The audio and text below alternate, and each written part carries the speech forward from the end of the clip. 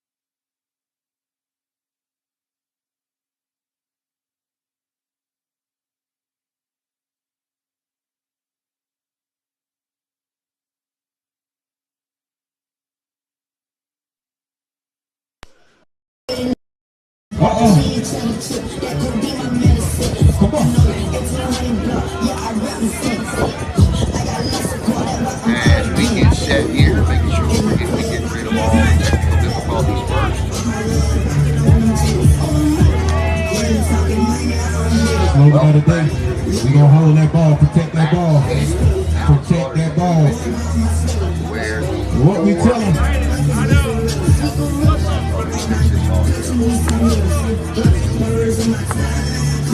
4-1 rise from Polk County.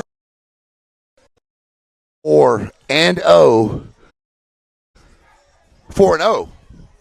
Polk County Rise take on the 4-1 Fort Pierce Bengals. One of the big changes from the last time, the name change.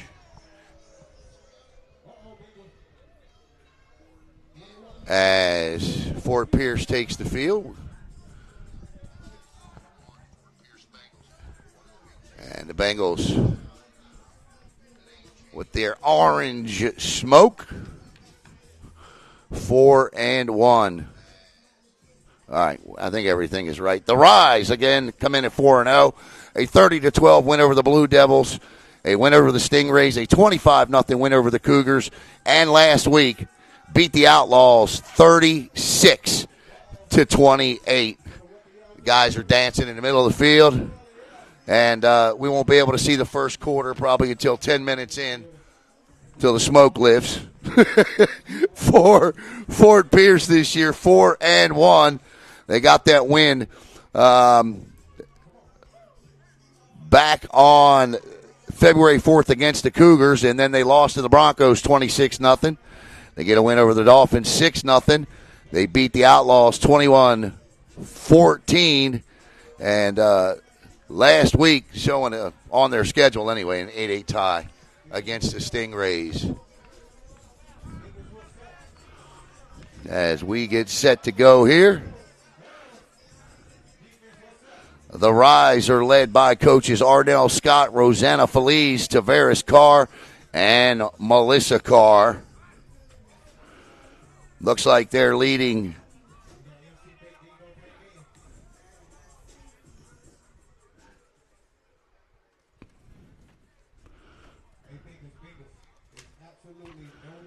there it is. Their leading passer is quarterback number 1, Sean Thomas, so far this season. 26 of 74. That's just a 35% completion percentage. 337 yards. He's got 5 touchdowns, 2 picks. They love to run the football. There's no doubt about that. Thomas also from the quarterback position, 239 rushing yards. Jonathan J.J. Robertson, 271 rushing yards. They have got at least 9 guys that have touched the football at least once this year, and the Bengals are set to receive here tonight on Brevard Sports Network. Back deep for Fort Pierce is going to be number 1. That is Speedy Knowles. And also back there, can't see the other number, but Speedy's back there. As we get set for the kick here. And again, we are at a slant. It is a wild angle. Corners of the end zones are cut off. As we get set to go, we'll bring in Pool Boy Mafia for our first quarter sponsor. 15 on the clock. As the PA guy says, sling them and bang them. And set to kick off, it looks like is going to be number 25, J.J. Roberson. Apparently this guy does it all.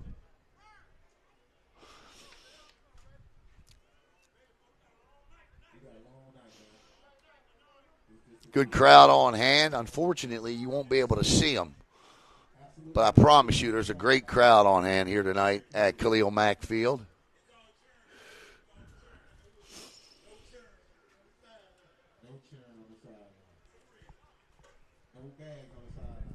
Let's lift this up a little here, see if we can't get a little bit more leverage as we are ready for kick here. And that kick is short, way short.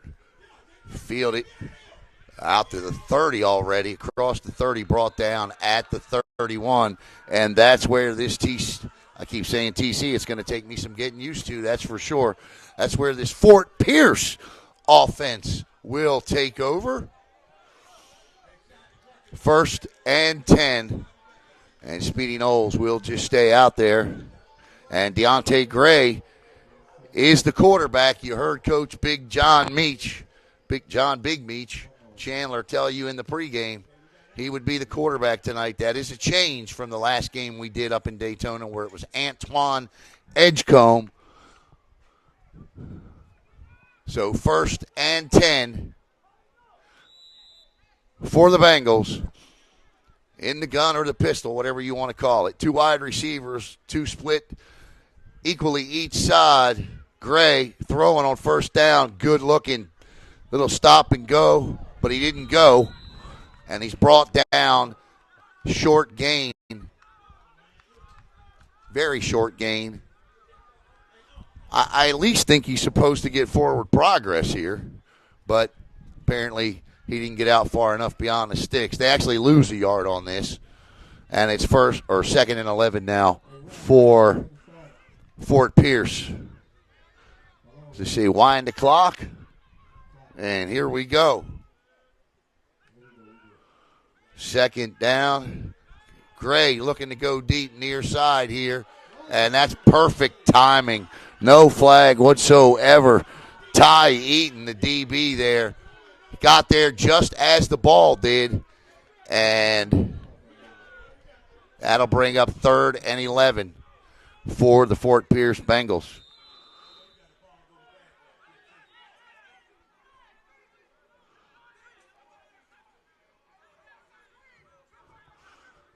So 3rd and 11 now. Now, for sure, a passing situation. No run attempts thus far to this point.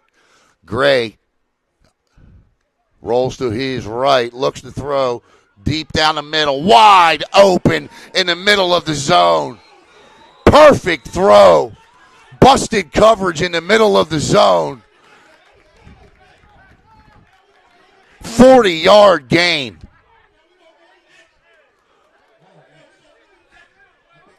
I believe that was Cameron Webb that snuck in. Or if it wasn't Webb, it was Tommy Mitchell. Number 25, Javon Brown that snuck in there. My apologies. Javon Brown just found the open area in that zone coverage, slipped in, and Deontay Gray with a beaut. And it's 1st and 10 for the Bengals from the 28. Knowles in motion. Gray going to throw again. Throws across the middle and incomplete. That one in and out of the hands of his intended wide receiver. And I believe that is Javon Brown again. 13:42. We have not yet. We got to stop the clock. For what reason?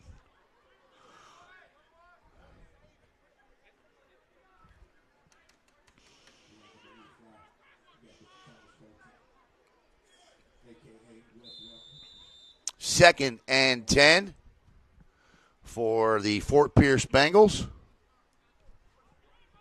We've not seen a run yet. Gray still throwing, throws, and incomplete. And that time the intended wide receiver was Tommy Mitchell. And that'll bring up 2nd and 10. Once again, we want to thank Pool Boy Mafia. Danny does a terrific job. Sales, installation, you name it. Danny handles it. 386-523-8162. Hashtag Pool Boy Mafia. 3rd and 10 now. And again, they have come out firing the football. Not one pass thus far, but just one completion. But, boy, was it a big one. Gray rolls to his right. There it is, right there at the chains, and that's a great play. Pitch and catch. Cameron Webb catches that, and they are inside the Pool Boy Mafia red zone, and it's going to be 1st and 10 for the Fort Pierce Bengals.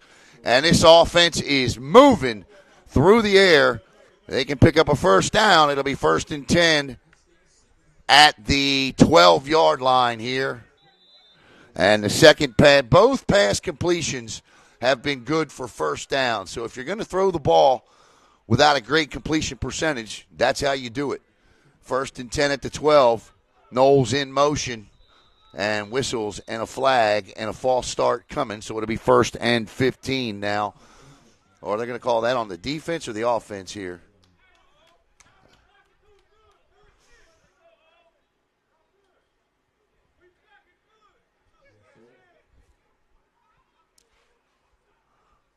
How was that a 10-yard penalty? What do they call? That's a 10-yard. I have no idea what the call was. I didn't know there, unless it's a personal foul of some sort, or I don't know. But it's 1st and 20 now, still inside, just outside the Pool Boy Mafia. And Gray going to try and keep it, pulls back, throws. Oh, my goodness. A bad decision could lead to a pick six if somebody doesn't catch. Cuts it back. He's at the 30, and he could be and is caught from behind. J.J. Roberson nearly with a pick six. A 56-yard return, and I don't think, you just can't throw that football. You got to either eat it, take the sack, or throw it away, but you just can't throw that ball. And I don't think I'm telling Deontay anything he doesn't know, or Big Meech is going to tell him. And shake it off is what I would say. Look, you made two big plays on that drive. You got us in the red zone. No harm, no foul here. Unless they get in. Pot. Points off turnovers. Let's see if Polk County can do just that here. As Sean Thomas, the quarterback, brings them out. Again, he doesn't have a great completion percentage either this year, but he can run it and he can throw it. And so let's see. They are just first and 10 at about the 15 in the Pool Boy Mafia red zone. Thomas, big back in the backfield, and he turns and gives to the big guy, and the defense swallows him whole.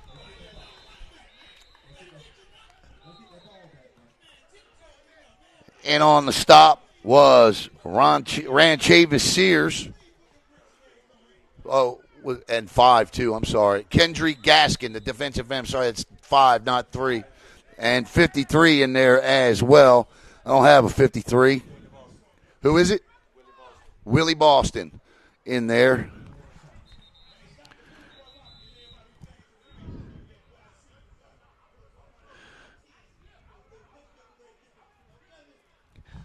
My partner tonight. What's your name again? Dwayne.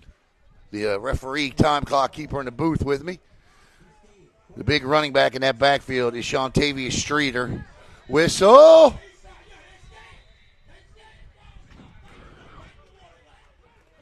And they're going to back them up 5 yards. So strength versus strength, as you heard Big Meat say. And running game against this defense. And so far, at least on one play, the defense, he called offsides on the offense. But so I guess it's a 10-yard penalty these days, is it? I mean, I've never seen it. I've never seen it, but okay. I'm going to have, I got to ask about that.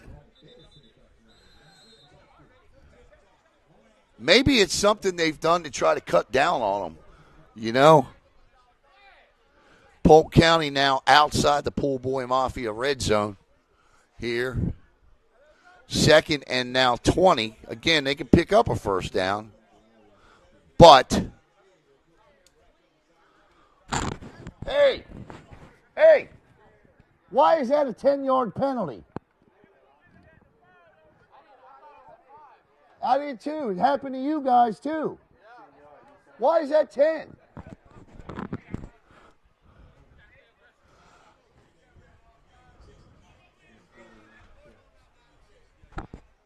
Now, see, they're going to move the sticks up 5 yards.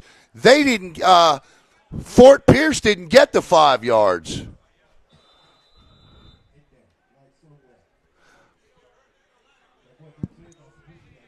So it's going to be 2nd and 15, and Fort Pierce got cheated out of 5 yards. There ain't no other way to say it. All right, 2nd and 15 now. All is right in the world. Throws, oh, no, that wasn't even close.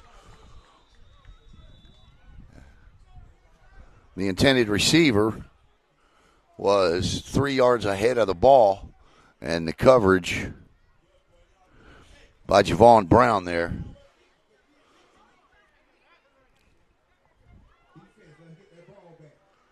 So that's going to bring up 3rd and 15 now for Polk County.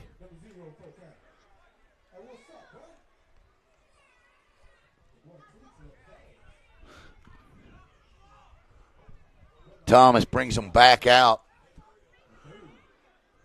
They're going to have 4 wide receivers split equally to each side. The back in the backfield is Shantavia Streeter. Thomas with the ball. Look, stops. Oh, corner route. He was open. Momentarily open was Devon Pitter, but the ball overthrown. Out there in coverage was O'Neal, Sandravius O'Neal. As a former quarterback, I can tell you when you're going to throw those corner routes, as soon as the ball snaps, maybe time for a quick pump, and you got to let it go. That's a timing pattern all the way. You put that ball where you want your receiver to run underneath of it. You can't wait to throw it until he breaks. 4th and 15 now.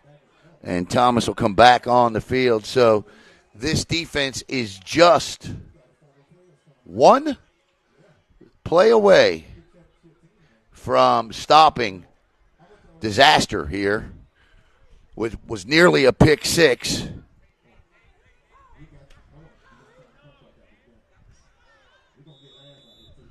Thomas with Streeter to his right. Guys are all in the box. The cornerback showing blitz, and they bring it. Here he comes. Nice block. Thomas gets outside. He's got a shot. Thomas, is he in? Touchdown. No? And there's a flag down. Apologize for the duck, but this is our best shot at it. Doesn't matter what he did there. It's coming back. But I'll tell you what, that was a great cornerback blitz. Streeter picked up the block there, springing Thomas for what was potentially at least a first down. Not even sure what happened, if he got in or he didn't get in, but doesn't matter because the hold will make them do it all over again. And if you're Fort Pierce, you sure do catch a break there. 10:02 to play in the first quarter. And no score here between Polk County and Fort Pierce. A couple of 4-win teams. Polk County still without an L. So now it's 4th and 25. 4th and 25.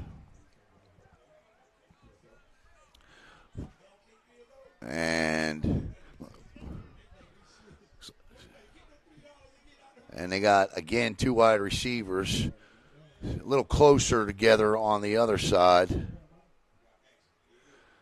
Thomas rolls. He's got room, but he ain't going to have enough room. And, oh, my goodness gracious. Lowering the boom on that. He's got a regular black jersey on with no number. I don't know who that is, but my goodness gracious, did he lower the boom on Sean Thomas. My God. Textbook tackle. And he's wearing just a regular black jersey. As he is getting accolades over there from the fans, from the bench. Hey, man, when you go make a tackle like that, we got to know a name.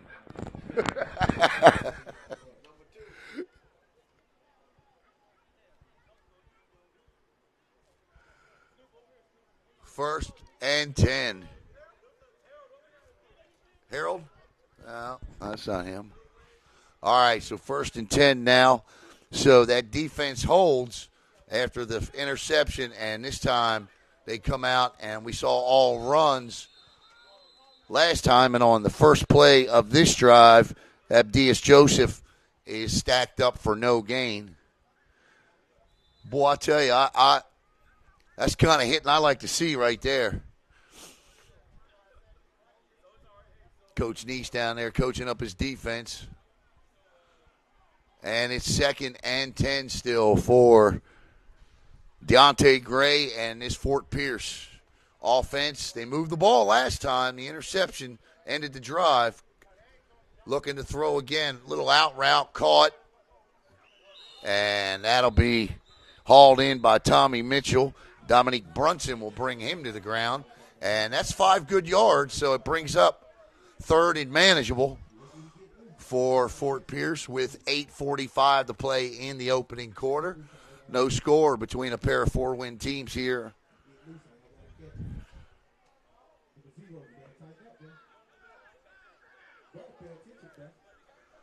little trash talking, customary.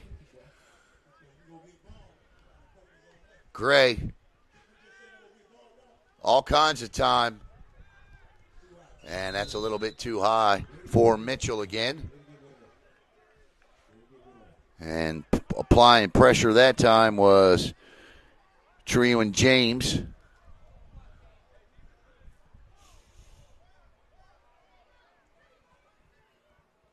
So third down, and they did get the hold there. You clearly saw it on your screen. So the hold backs them up, and it's now 3rd and 15. So a pair of holding penalties have dug into the Rise's drive, and that'll back them up. And this could, if Fort Pierce can hold here, certainly can flip the field and give them an opportunity. They've been starting 30, and then the last drive they were down here.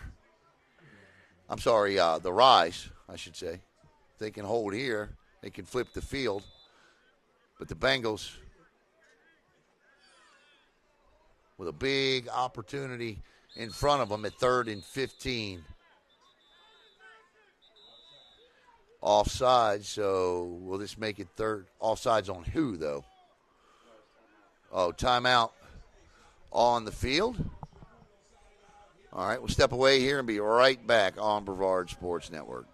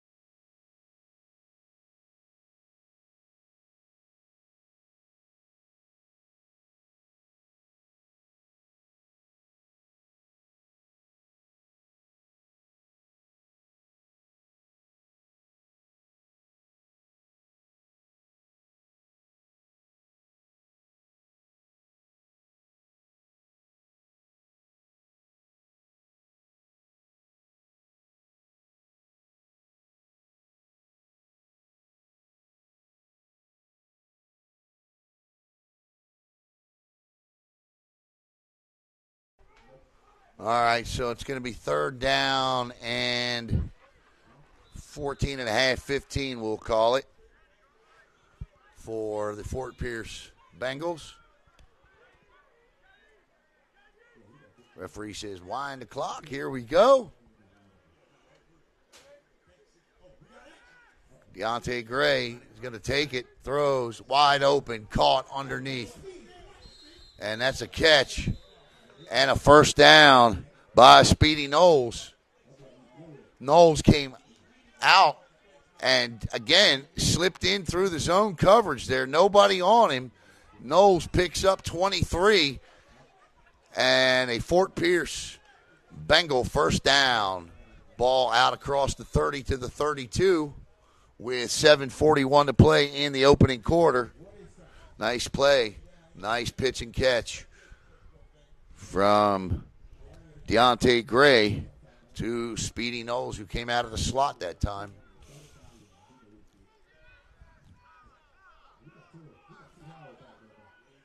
First and 10 at the 32. Give to the big guy, and he's got running room up the middle. And that's a good run on first down by Torrey Howard. And that'll take it out to the 42. So a solid gain of 4.5 to 5 yards. You'll take that every time on first down. That really opens up the playbook.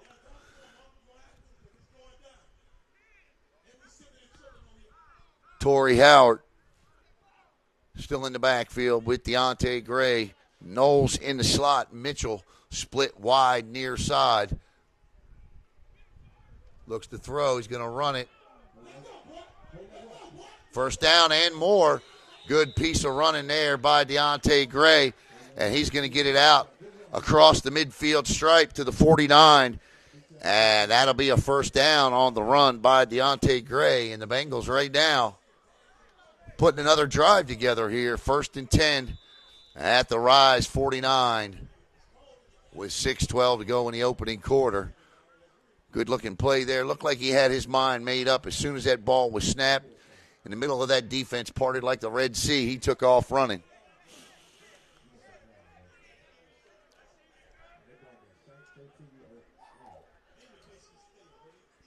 Tommy Mitchell looking for the snap count. He gets it.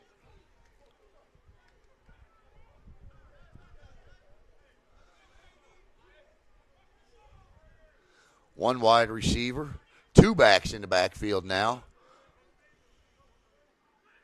Under center, quick pitch out to the right, and he cuts it back, still on his feet. That's a good run not to lose yards. And the ball carries Storches Smith. And he did actually lose a yard, so it'll be 2nd and 11.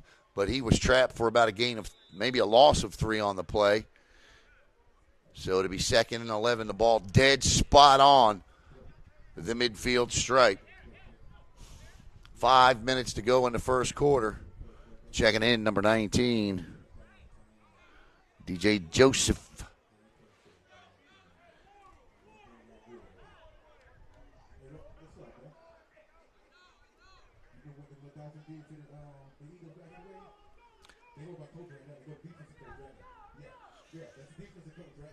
Polk County in a nickel defense here, expecting, well, dime actually. Play action. Mitchell, bubble screen drop behind the line of scrimmage, and the referees quickly blow the whistle. Tommy Mitchell just dropped it, and that'll bring up 3rd and 11 here. I would think 4 down territory, especially if you like the way your defense is playing. And a timeout on the field with 4:10 to play. Once again, I want to thank Danny at Pool Boy Mafia. And, of course, Big Trouble Loyalty Bail Bonds, our second quarter sponsor tonight, coming up. Glad you could be with us tonight on an absolutely beautiful night here for football on the Treasure Coast. Checking in now, number 2. That's Harold Miller. So Miller checks in. And Deontay Gray with Howard. Gray looks to throw. That's not Gray. Throws and over the head. That ball was actually cut loose by Storches Smith there. And that'll bring up 4th and 11. So I did not see Deontay come out. Storcha goes in and lets loose with it. Little wildcat deep throw there. The intended receiver, Harold Miller, just overthrown. And they will punt and try and flip the field here.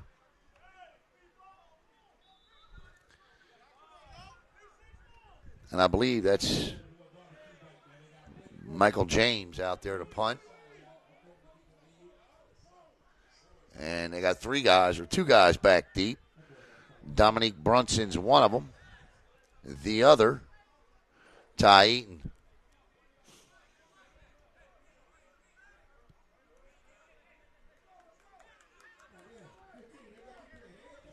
.354 to play and in the first quarter. And that's going to be offsides, and it's going to bring up 4th and 6. So maybe decision time for Big Meech and his staff here. We'll see. They're going to walk up 5 yards, and here comes the offense back out onto the field, it looks like. No. Offense, Big Meech calling for the offense. So they're going to take a shot at this. Ball's down on the 45, 4th and 7, it looks like. It's amazing how 5 yards can change a coach's mind, but it has happened here. I like the call myself. As Deontay Gray now. Got to hurry, though. He's got to hurry. He's got Torrey Howard in the backfield. And the clock is running with 3:50 to play. I don't know. Don't know about the play call on that one. Straight handoff. And, man, I don't know if they were trying to catch him by surprise but to me, the last couple of times they had him in that position, you found an opening in that zone and were able to slip a receiver in there. I think that would have been the way I may have gone there, but there's a reason I'm up here. Coaches are down on the sidelines because I don't know much. Right, I hear you. 3:39 to go in the first quarter. And the Polk County Rise with the football now at the Fort Pierce Bengal 45. And Sean Thomas has them back out. And we're ready to go here. Ball's out! Ball's out! Who's got it? Everybody's pointing every which way. The far side official comes in and says it's the Fort Pierce Bengals, and the ball is recovered by Jonathan Tucker, and the Bengals get it right back.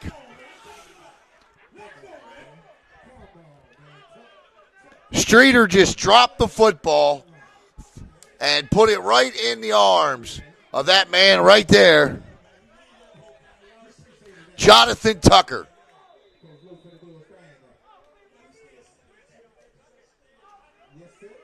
So a little stroke of luck there pays off, and the turnover situation is one apiece now for Polk County. He just coughed it right up. That's literally how the term coughing up the football looks like, is it looks like he coughed it right out. 1st and 10 now from their own 45. And quarterback Deontay Gray has three backs in the backfield. He's under center. So a wishbone, turns, gives. And a good run again on first down here by Storchy Smith. And that's a pickup of 3.5, maybe 4, 2nd and 6. 4 times 3 is 12. You'll take that all day.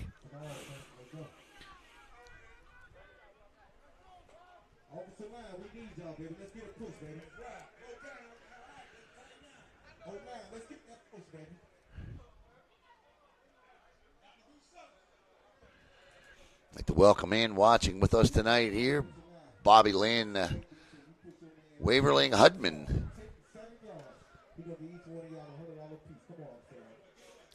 This isn't the only semi-pro game we've got on tonight. We've got one up out of Brevard County in the east.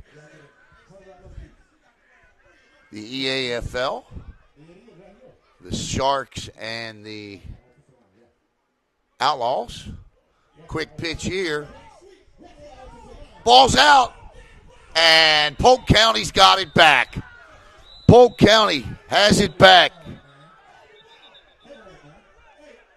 Whistles blow, and coming out of the ball, whatever happens here happens, but coming out of the pile is Dominique Brunson following the second Fort Pierce fumble, or Fort Pierce turnover, and the Polk County Rise get the ball right back and pick up 8 yards, as they will now, what happened here?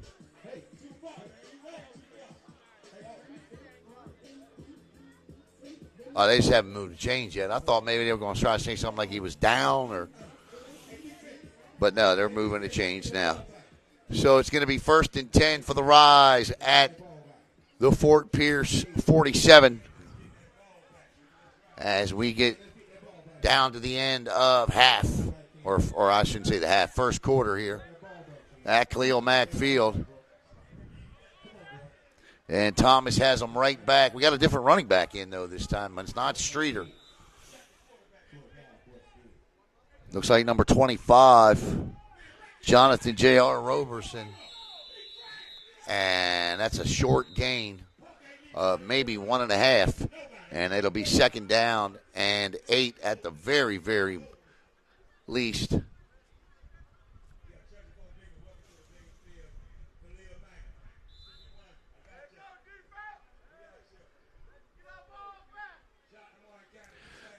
Three turnovers total here in the first quarter. Two, unfortunately, belong to the Fort Pierce Bengals, an interception and a fumble recovery, and Polk County with one on a fumble recovery.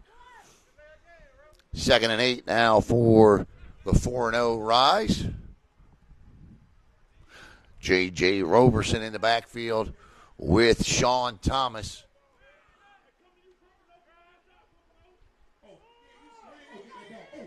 Roberson cuts back. Thomas with a nice block.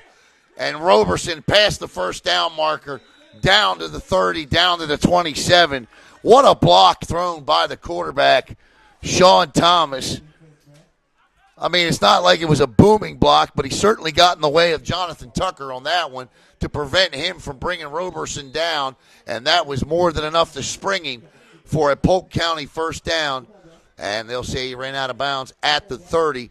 So the Rise now 1st and 10 at the Fort Pierce 30 with 1:22 to play. Clock stops because he went out of bounds here in the first quarter.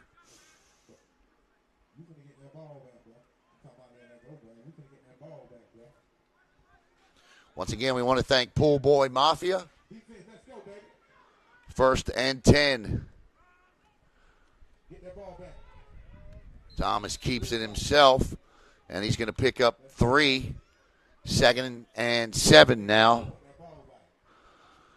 Another defensive battle here for Fort Pierce tonight. They've been engaged in a couple of them this season.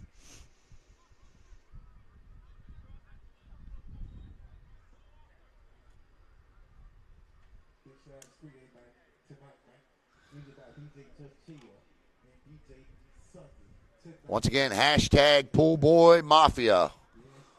2nd and 7 for under a minute to play. Thomas gives. Oh, what a play. Great stop in the backfield by Kendrick Gaskin, the defensive end. And Gaskin blows it up. And it'll be 3rd down and 12 now for the Rise.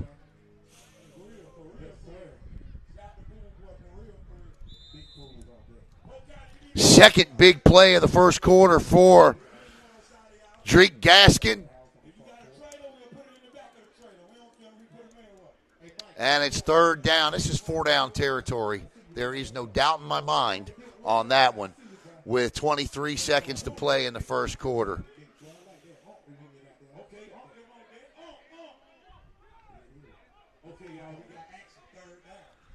Thomas, the quarterback, drops back, looks to throw, in trouble, steps up, throws, caught, cuts back, touchdown. Oh, did he go down or did he get in? What are they saying? Nope, touchdown. Polk County. Brandon Hernandez, the big tight end, gets in. And with time expiring in the first quarter, Polk County leads it 6-0. Nice play by Sean Thomas to elude pressure and find his Big Ten at tight end. And no time left on the clock. And Polk County have scored first, and that is pot. Points off turnovers. 3 plays after the fumble. Polk County puts the ball in the end zone.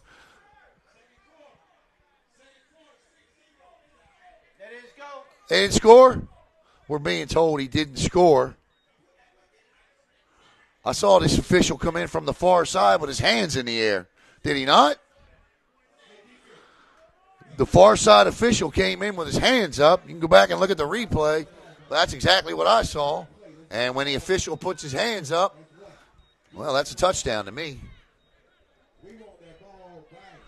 So it's going to be 1st and goal. Port Wayne's got to go all the way down backwards. Just a friendly little public service announcement here. Remember to turn your clocks up before you go to bed tonight. Spring forward, fall back. I am not a spring forward guy. So they didn't score. So now it'll be 1st and goal from the 1. He's got to be on the 1, right? But that's the second time, Dwayne, that speed of that defense makes a difference in the end of a play. Because that should have been a pick six before, and that should have been a touchdown. Now, Fort Pierce was able to keep him out of the end zone before. This one is, bumped right up next to the goal line. First and about 6 inches to get in. Now, we've seen some crazy things. Will somebody try to put the ball over? Thomas under center. They clogged the middle. Turns, gives, cuts back. He's in. Touchdown. Big offensive lineman throws a punch, too. That's Marcus Brown. And with 14:56 to go here in the first half, Polk County has struck first. As Marcus Brown scores from 6 inches out to give them a 6-0 lead. Looks like they're going to go for 2 here. I've not seen anybody do anything kicking-wise other than kick off.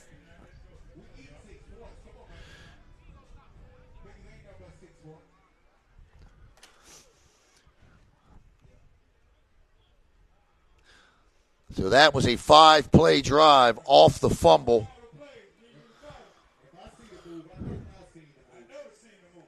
That's points off turnovers for Polk County. And pending the extra point, lead it 6-0 here on Brevard Sports Network.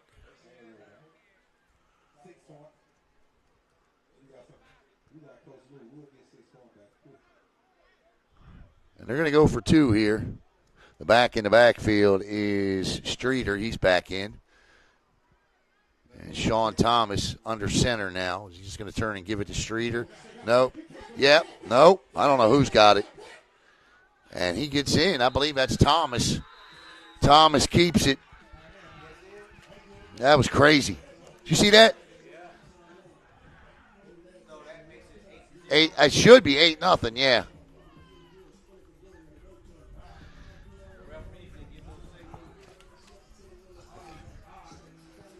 I'm sure they'll tell us if it's different.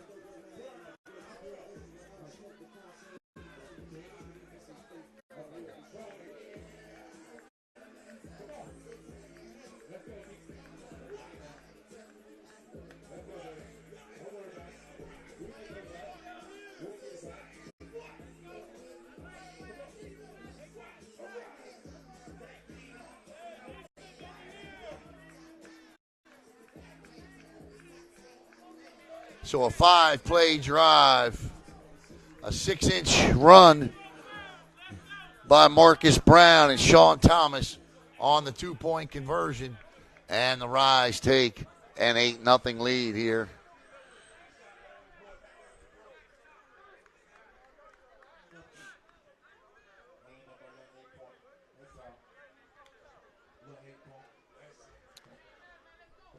As Speedy Knowles back deep to the left, and I think that's Bernard Thomas as well back there for Fort Pierce.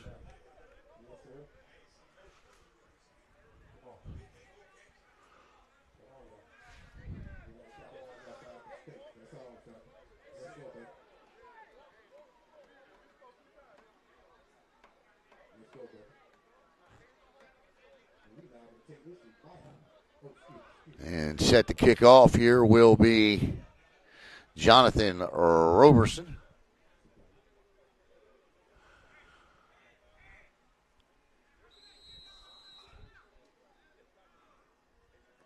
That ball is just straight up in the air. Oh. Oh. Yeah. The ball caught by Javon Brown, and then he was decked. 14-49.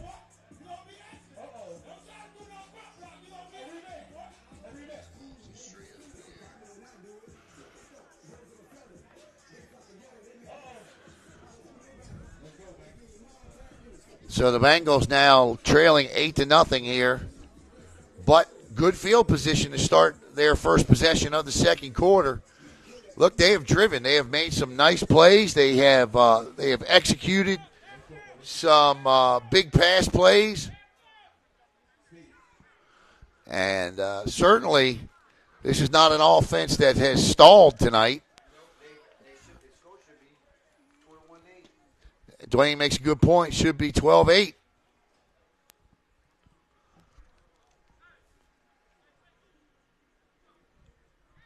I'm going to get you a headset for the next game, all right?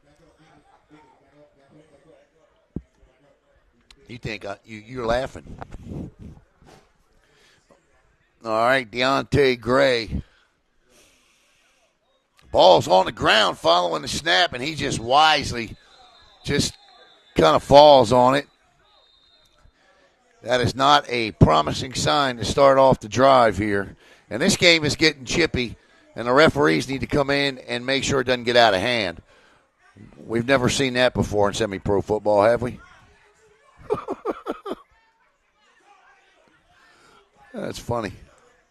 I don't care who you are.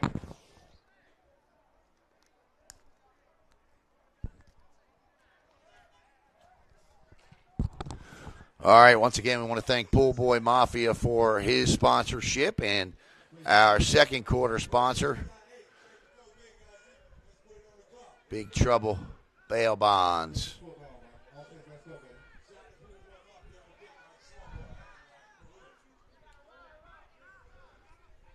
Deontay is under center. He's got three backs. It's an offset eye, if you will.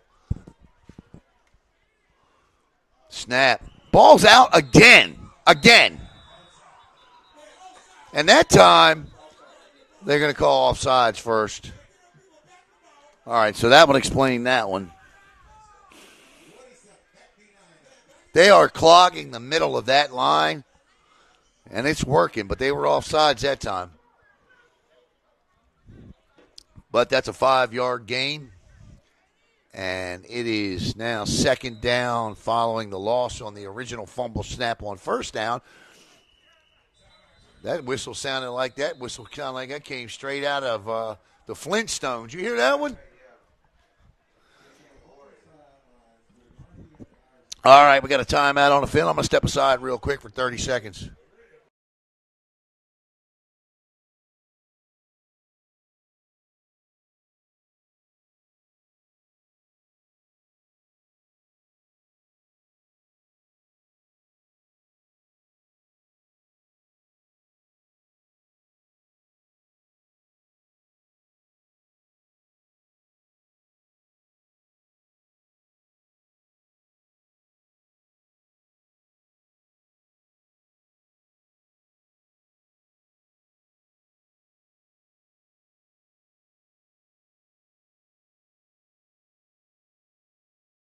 I'm Marcus May, and you're watching Bavar Sports Network. My man.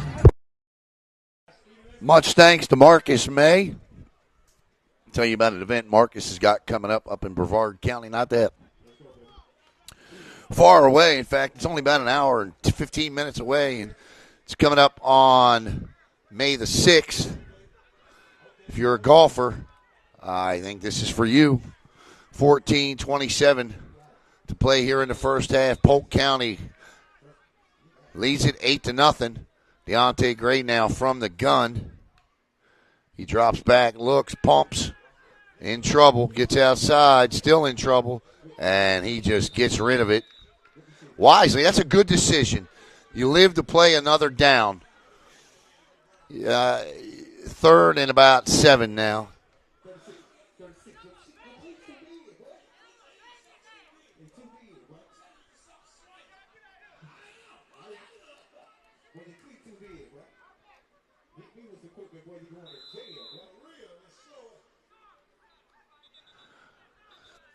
All right, this is a big down here because you're obviously not going to go for it on your own side of the 50. So it's 3rd and 7 from the 45. And early on in this game, Deontay was able to find open receivers inside of the zone. And right now, they're only playing a 2 deep. So they're back in. It's a 2 deep disguise coverage here. Gray looks to throw. He does. Wide open. Intercepted. He underthrew the ball. And turnovers once again prove to be the difference here. That's picked off by number 3. I don't have a 3 for Polk County, but that ball was 8 yards underthrown, and he had a receiver wide open behind him, and it'll be first down and 10 for Polk County. The third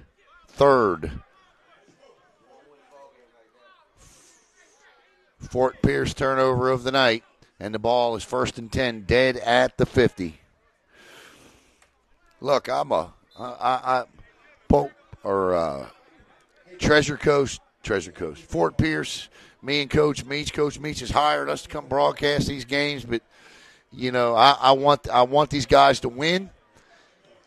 But when I see something, I got to say something, and that was it right there. He underthrew the football. Wouldn't be fair. Wouldn't be doing my job as a broadcaster. First and 10. Now they back the ball up a yard.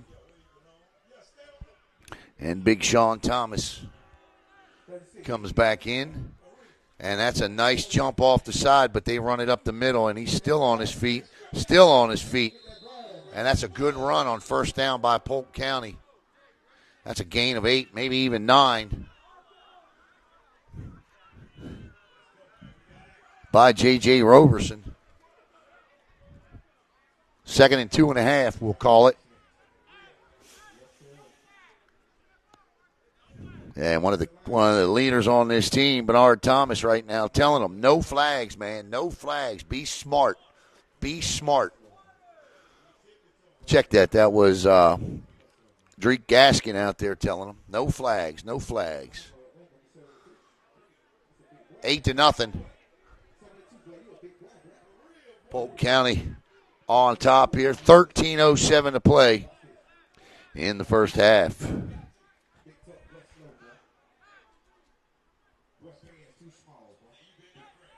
From the gun now, Thomas with the big back. Streeter next to him. He one step throws, incomplete. That ball was nearly picked, man. Not a smart throw there. That's a slant route, and that almost could have went for 6 the other way.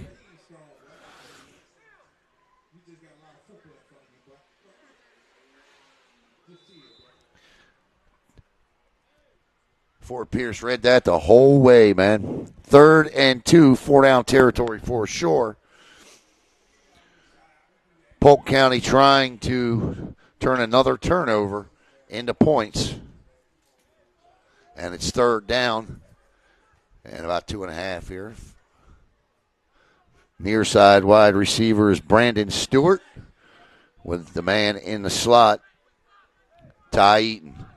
Thomas from the gun with Roberson to his left. A false start on Joe Bennett. And that'll back him up 5 yards, and it'll be 3rd down and about 8.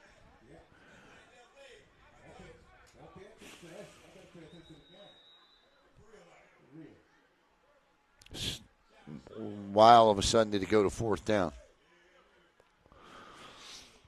Should be 3rd down.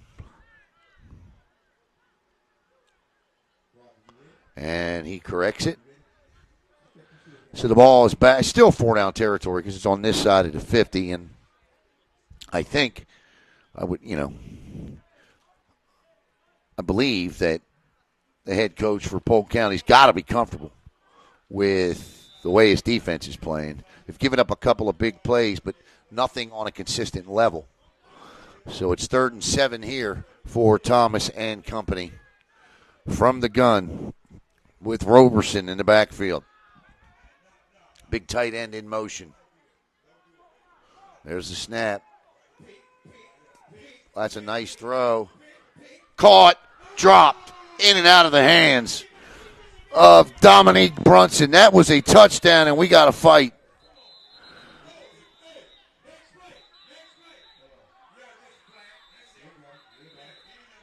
Let's see what happens here. There's surely to be ejections on this one. That was a touchdown.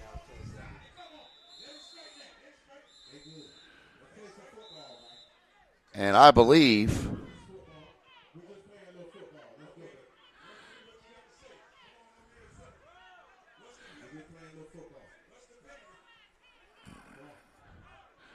nicely done. I didn't see what happened.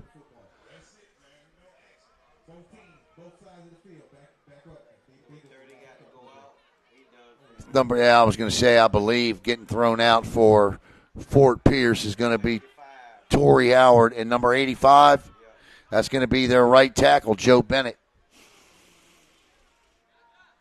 So Bennett's gone, and number 64 is going to come in and take his place, Amari Ward. Thank you, Dwayne. And 30.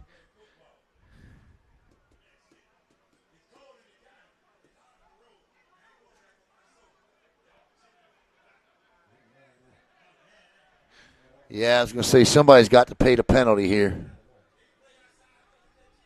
And for Polk County, that's Joe Bennett.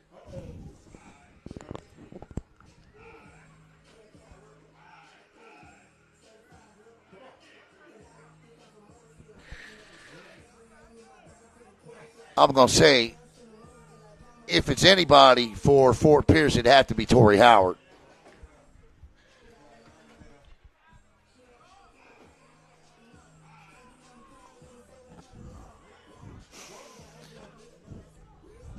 Sort this out.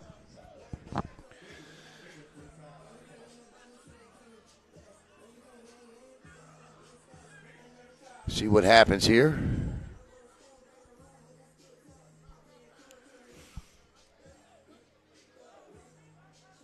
Look, this is aggression night. These guys work all week. They practice. You know, these guys get out here, man, and, I mean, this is their release. You get this sometimes. Yep. Howard's going back in. I think he wants to know, have I been thrown out? But, it just happens. And I'll tell you what. And I like the job the officials on the field and both sides did in getting it broke up.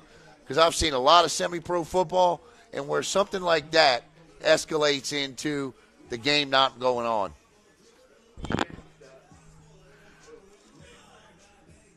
And they are to be commended, these guys. And both sidelines as well. So Torrey Howard is gone.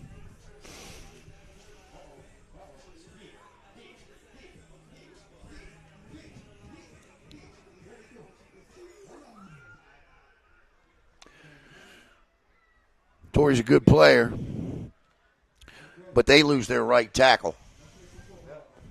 Their starting right tackle. And that's going to be a first down. Apparently the way the penalty situation worked out was in favor of Polk County because they've got a 1st and 10 at the Fort Pierce 37. 11:32 to play when the smoke clears here, and we're ready. Sean Thomas. And you'll probably see a lot of flags moving forward here till straight up the gut, and that's a good stick. Nice job by the cornerback to come in there. Number 26 came up. The free safety of D.S. Joseph and just stuck him. And it's 2nd down and 6, and Joseph got up, gave him a nice head slap. It was a good tackle. And coming in to help him was Willie Boston there. No, that wasn't Willie. That was the guy with no number. Willie's 53. 2nd down and 5.5, 6 at the most. From the gun is Thomas. Turns, gives again. And again, straight up the middle. And again, another 3 to 4 yards.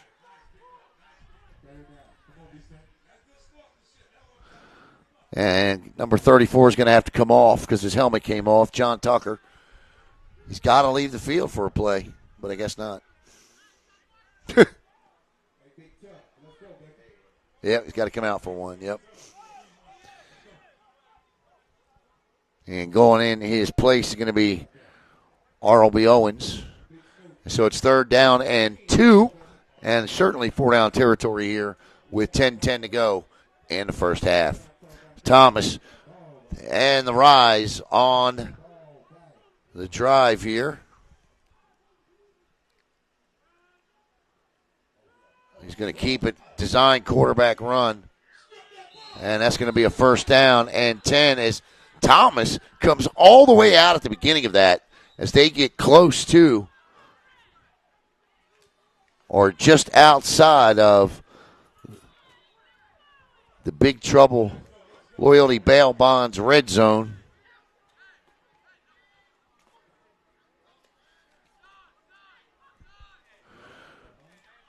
For the service you deserve and the time you need, call 772-461-5771, or you can visit Big Trouble Loyalty Bail Bonds online. It's www.bigtrouble.loyaltybonds.com. 1st and 10 at the 25-yard line. 9:28 to go here in the first half. 8-0. Polk County on top.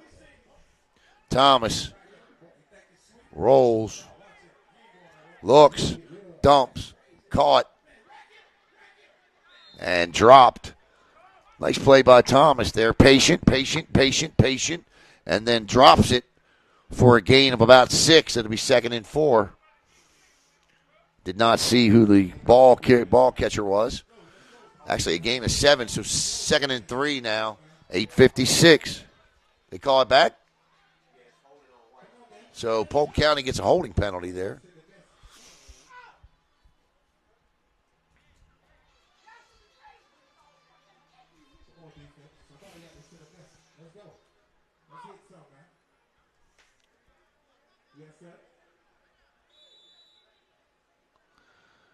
So now it's going to be 1st and 20, and the ball is all the way back out to the 35. 8:56 to play.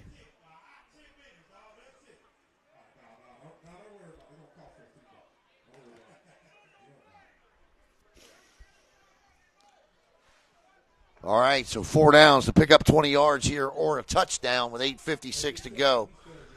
Sean Thomas in the gun. He's got 4 wide receivers. A little closer on the left, spread out on the right. Big back in the backfield. Blitz, throws, low.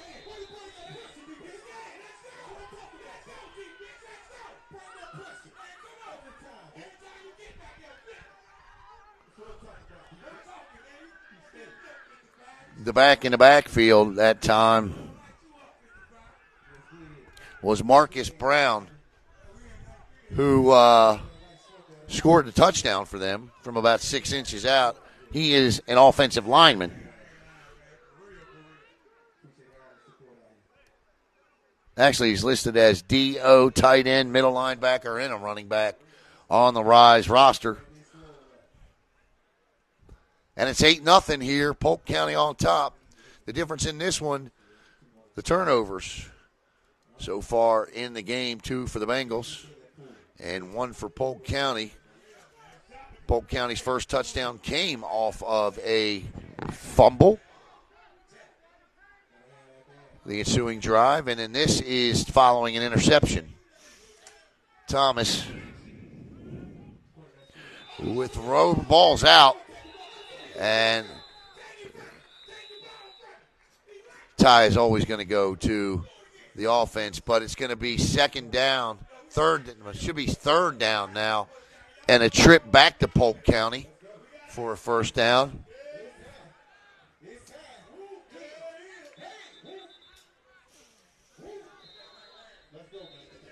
Got a flag here as the far side official comes in with a hanky in his hand. Sideline warning, I think.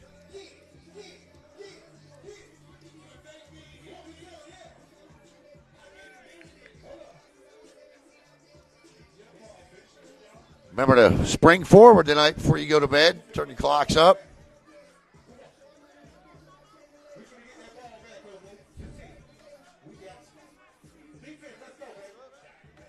So it's 3rd and 25 now for Polk County. And the defense tonight has bailed the offense out on 2 occasions. Or this could be the second occasion. The first occasion was a near pick 6 by J.J. Roberson, who went 56 yards before he was caught from behind. And Polk County could not score off of that.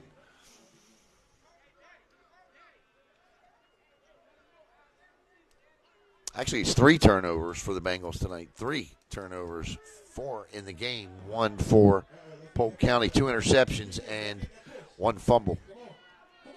3rd down. Thomas steps up in the pocket, throws. That ball was nearly picked off. And that'll bring up 4th down and 25.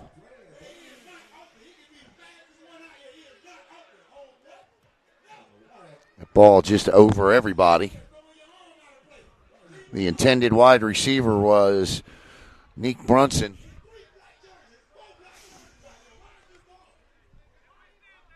And he threw into quadruple coverage. And coming in with an opportunity to pick it off was Bernard Thomas. So it's 4th and 25. Now, I don't suspect we'll see a punt here.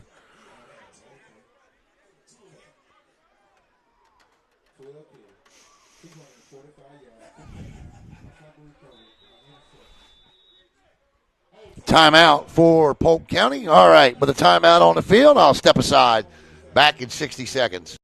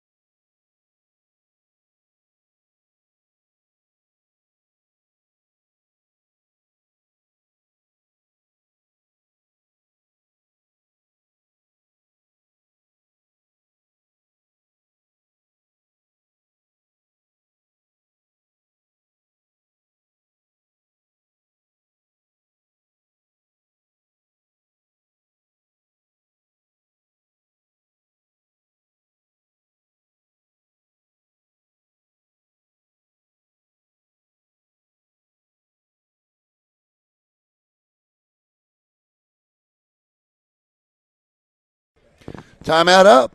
And let's see what is on the wristband for 4th and 35. Are we going to get another timeout?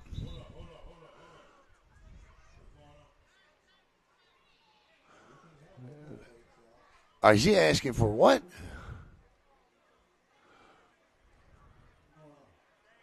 Fourth and 30. I'm sorry, 4th and 30. Comment, let me know where you're watching from and who you're cheering for. 4th down and 30 now. Thomas. It's a halfback pass. Throws. Caught! What a catch! And this could be a touchdown. And it is a Polk County Rise touchdown. Little trickeration from the Rise on 4th and 30, and it works. And no flags. That was a pass from Roberson to Devon Pitter for a touchdown on 4th and 30. That's what you got on the wristband for 4th and 30. Wow, what a play.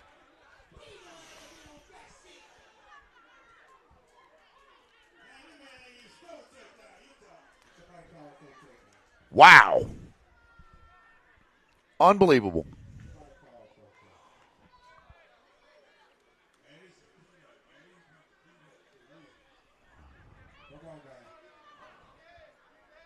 Let's go, defense. Nice little slip. Let's go, baby. Come on. Keep your head up. Come on. Let's go, man. so many opportunities that you have that you just can't.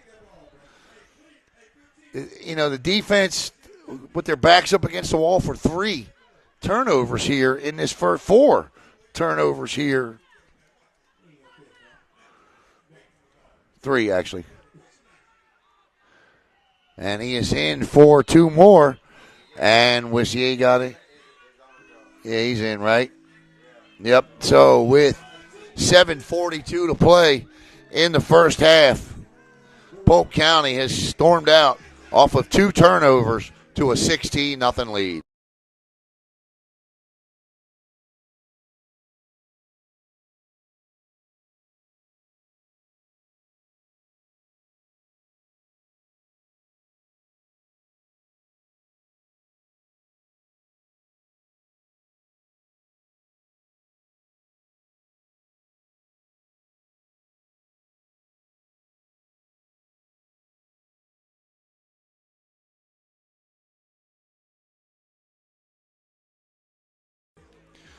So if it is to be, it will be via the comeback tonight for Fort Pierce as they trail it 16-0. That last play, 4th and 30.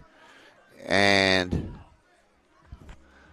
Roberson to Pitter, officially 42 yards on the halfback pass.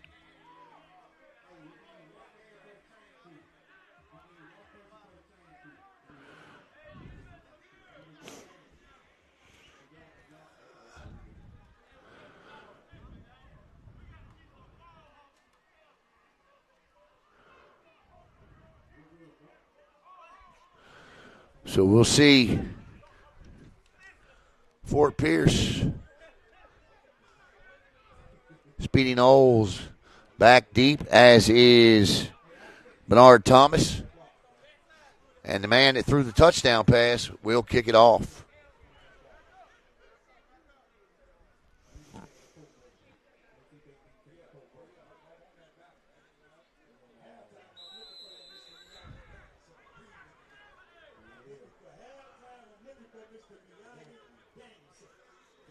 And this is going to be Speedy Knowles with it from the 15 out across the 30. Knowles still on his feet, cuts back again, and he loses 5. 30-yard line. So it'll be 1st and 10 for Fort Pierce at the 30 with 7:31 to play in the opening half. Sorry, man, our signal's dipping in and out. Hopefully yours is okay.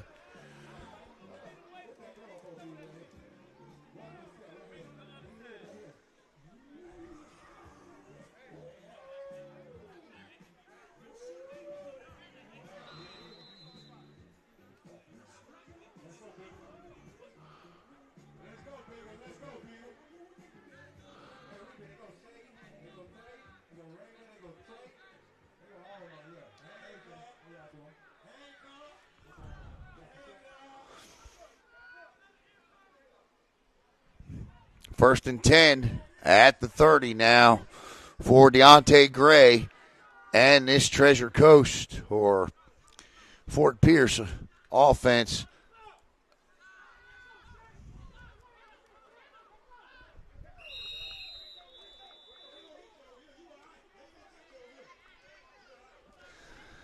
And Deontay with a nice scramble picks up 7-6, 2nd and 4.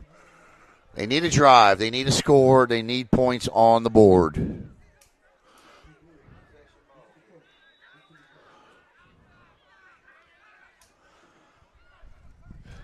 You're right, Dwayne. And that's the thing that kills them is because they're not only down, but they're down 2 8-point possessions. So execution is critical here. 2nd down and 4. For Gray in the offense. Across the middle. And that's a catchable ball. That is a catchable ball. Was he? Referee was in the way. So maybe altered it a bit there.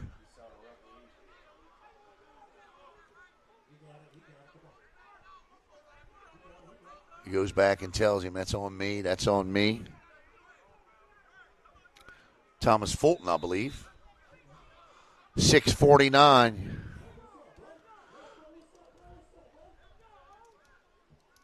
Third down and 4. Gray. And incomplete, 4th and 4. So following the score, stop the clock, yep, on an incomplete pass. There's that old-time whistle again. That's funny. That whistle sound, I swear it sounds like something out of the Flintstones.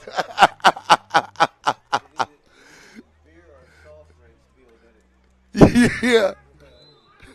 Sounds like, feels like the ball inside that thing's probably like a big cork. 4th and 4, and the punt team comes on. So following the touchdown, they go 3 and out, and that is certainly not what Big Meech had in mind for his offense coming back out.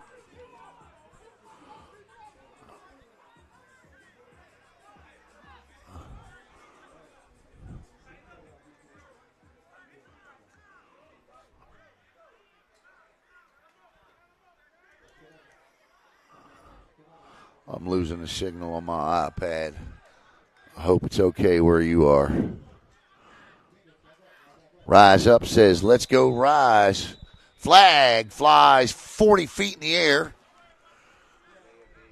Delay a game. And that'll back them up 5 more yards. And back deep is number 15, Dominic Walker. I'm sorry, that's for Fort Pierce. Again, I don't have a 15, so Rise Up. If you know who number 15 is for Polk County, let me know. Love to give the man his props. 4th and 9 now following the 5-yard delay of game penalty as Michael James is set to punt. Oh, nearly got it. What a punt. My goodness gracious, what a punt. And did they ever need it?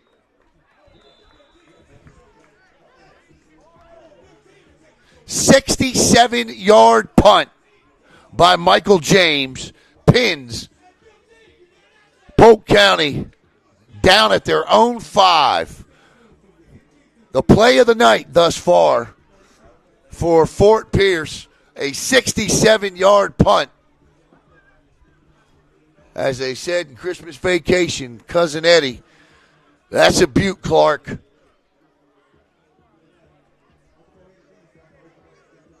My goodness. So with 6:11 to go in the half, the Rise first and 90. Ball actually went out at the 9. So 1st and 91 for quarterback Sean Thomas.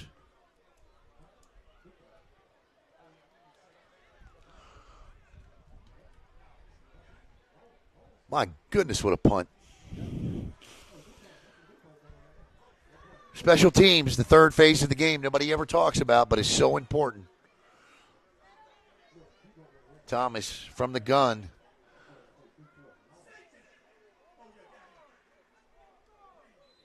It's a team that loves to run the football. Coach Big Meech told us prior to the game this was strength on strength tonight. And the ball carrier is Ronnie Nellums. That's his first carry of the night. And he picks up 1, if that. 2nd and 9, 9.5, flag down, though. You know, you can only push them back so far. It's going to be half the distance on a hold. So it's going to be 1st and 15 now. They'll replay first down.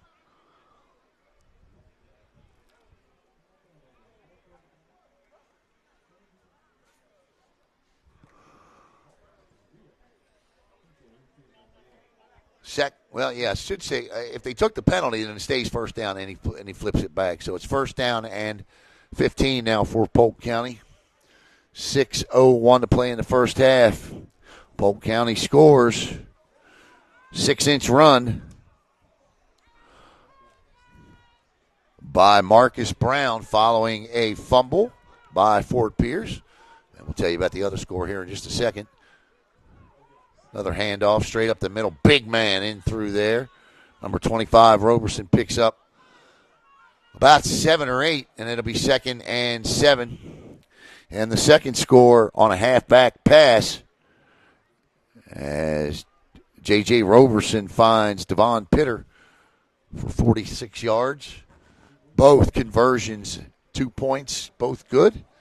And Polk County on top, 16-0.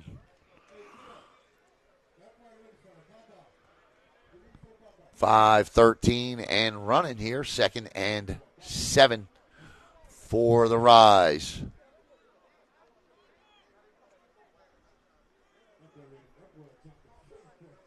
Showing blitz up the middle, 1 man deep. Oh, my goodness, and the blitz was a beaut. Big man got in there that time. I believe that was Willie Boston again. Number 53 gets in there and clogs it up, makes the tackle, 3rd and 10 for Polk County. So how valuable could that punt be by Michael James if Fort Pierce can hold here on 3rd and 10?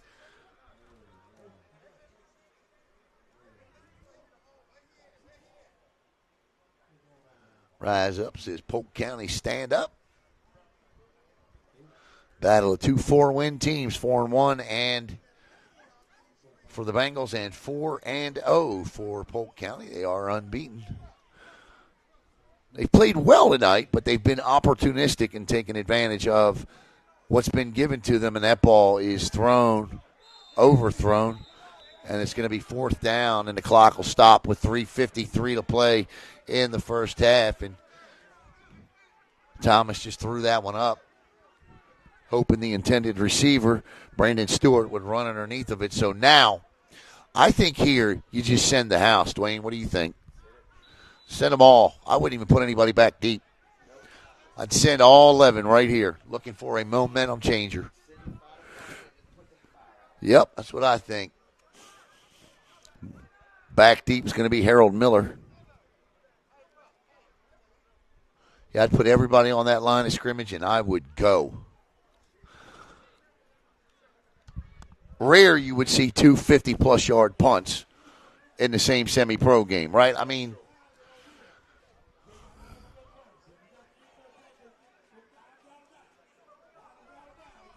kicker, the punter's number 15, whom I don't have on my roster, so my apologies. But and first of all, he is not back. I would be standing, if I were him, I'd be standing on that end line. He is not. He is only about 8 yards back, 6 yards back, if that. And they do not have a rush on. They have the return set up, and he launches one right to him. Let's see what can happen. At the 30. Oh, what a block. My goodness, did you see the block? Cuts it back. Holy smokes, did you see that block? That wasn't blindside. That was a great block. Good punt right at him. Didn't give his coverage team nowhere to go. My God, what a block. And a great return by Harold Miller. And they are inside the Big Trouble Loyalty Bail Bonds red zone. 1st and 10 at the 15. And I can't help but go back to the punt by Michael James that set all of this up. Yeah. What a block. I don't know the name of the truck that threw it, but that was quite a block.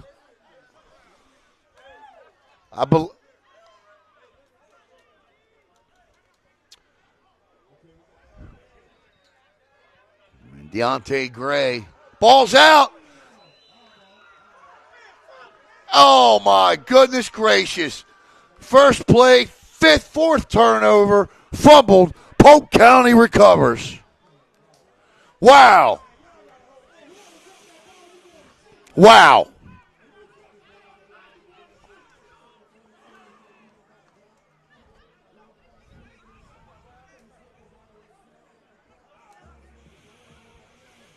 That is the fourth turnover of the first half. 3 fumbles, 2 fumbles, and 2 interceptions. And all momentum, Dwayne, gone. Yep.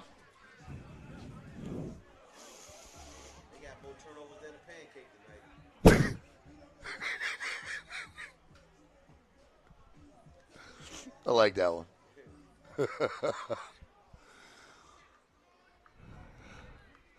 All right, Polk County 1st and 10 now with 3:29. I would imagine we wouldn't see anything dangerous here. You don't want to turn it back over. And they don't. They just give a straight handoff to Roberson, and he gets up to the 22.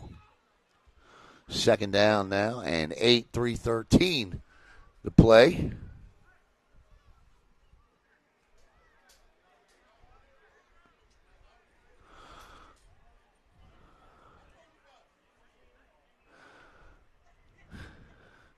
Yeah, I think they're comfortable just to get out of here with the 16-0 first half lead. I mean, if you can put one on the board, certainly do it, but you don't want to take any chances trying to add points here. And that's offsides, and that'll be 2nd and 3.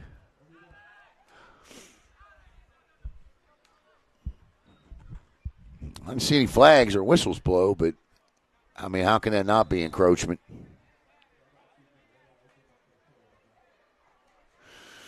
The frustration level setting in a little bit here for the Bengals here as we approach the end of the second half. And I certainly understand it on the defensive side of the equation.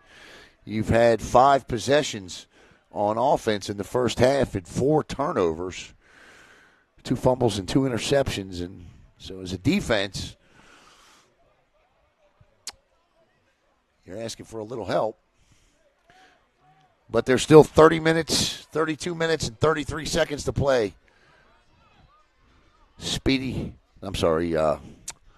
Thomas, quarterback. Turns, quick give, up the gut, and still on his feet is Roberson, and he is out to the 40. And that is a big-time first down. And they're just going to run it up the gut.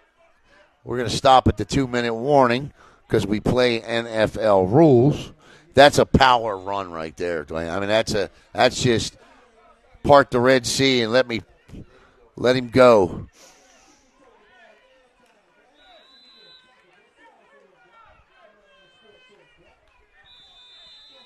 .220, so I'm not sure they'll even get a playoff before the 2-minute warning.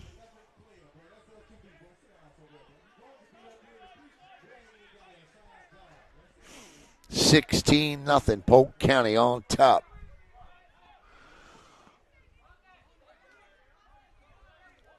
Every time I say the name Polk County, I think of that Elvis song, Polk Salad Annie. Quarterback scrambles and out of bounds, but clock will stop, and that'll take us to the 2-minute warning. And as we hit the 2-minute warning, 1:46 to play in the first half. Did the officials acknowledge the 2-minute warning here? We'll see.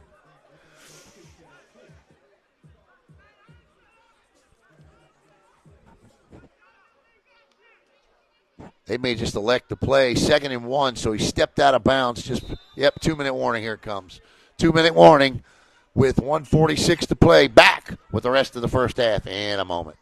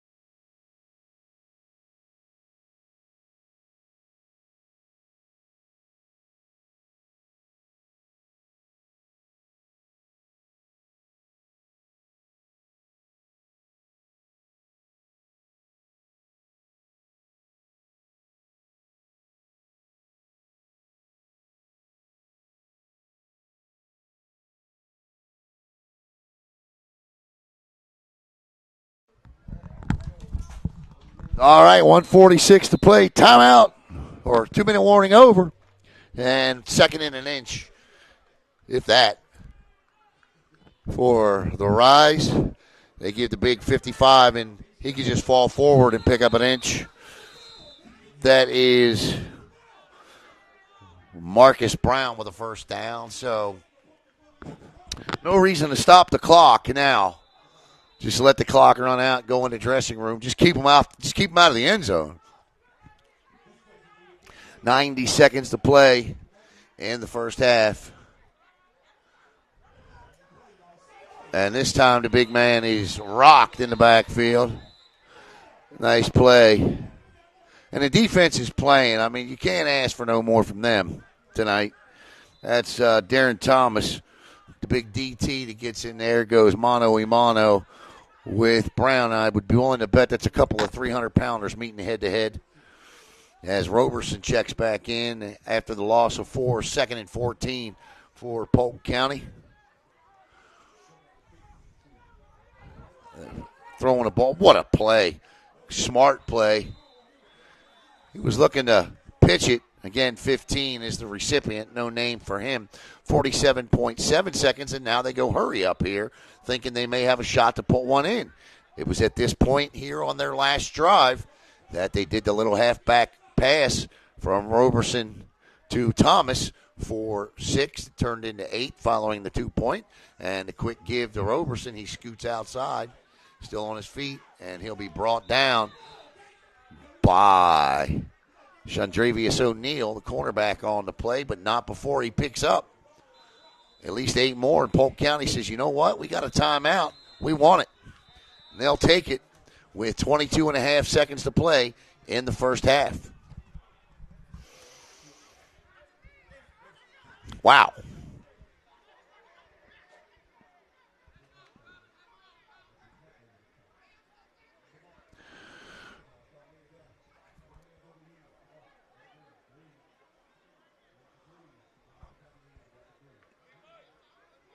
Don't know what's interfering with the signal because I got full bars and 5G plugged in and everything else. So I don't know.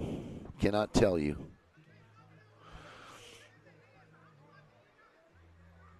If you follow Brevard Sports Network, coming up this week, it's spring break in Brevard County. So we've got scheduled interviews and guests all week.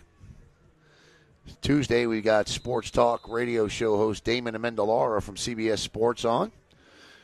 Talked to Damon for about 45 minutes.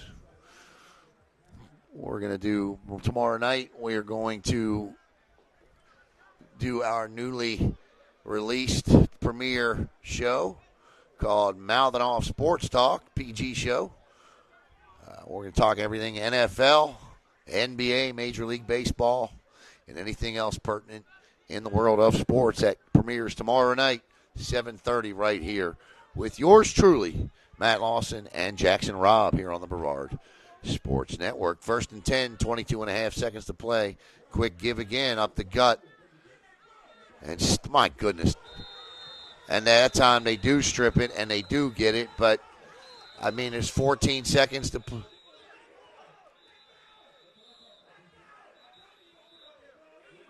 So they create a turnover after a good run there by J.J. Roberson, but I don't know with 14 seconds left and 70 yards of field to cover, unless you hit the Madden button where you send everybody, and the Madden trick button, maybe get a cheat code or something. Dwayne, I'm going to be honest with you. I'm going to say this. I think I just take this to the locker room. I don't think I even try to throw the football here. One play, go to the locker room here. You're on your side of the 30. Get out of here.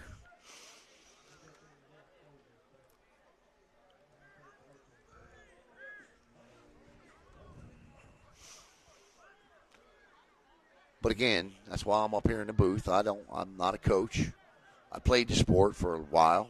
Played it at this particular level here, quarterback, back in my younger days. And we're going to get a timeout on the field here. Big Meech and the OC want to talk about this with the offense here. And, again, I don't know what there's to talk about. I just think I would not try to risk anything here unless you are absolutely positive you have a play that you know will work.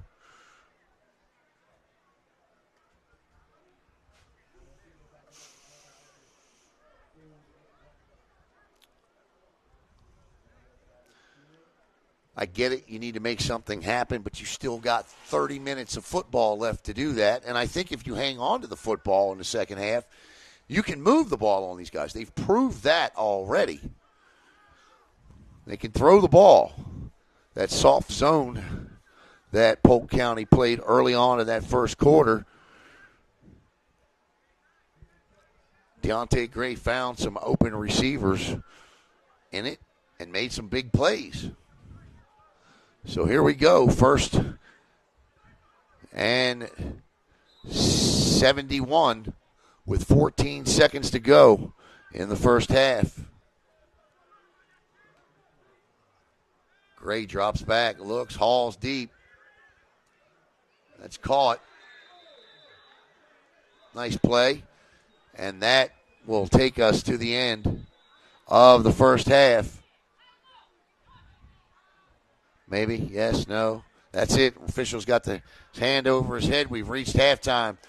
We'll see you in 15, I think 17, 20. I don't know how long it is, but we'll see you back here shortly with your halftime score. The Polk County Rise, 16. The Fort Pierce Bengals, nothing.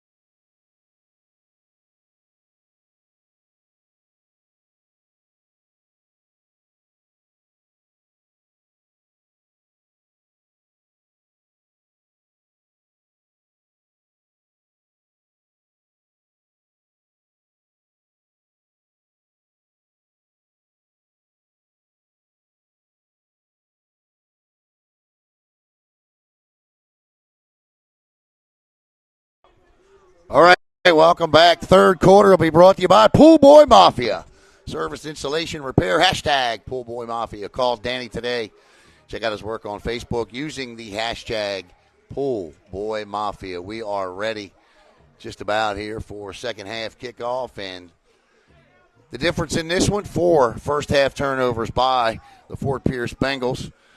And 2 of those turnovers have turned into 16 Polk County points.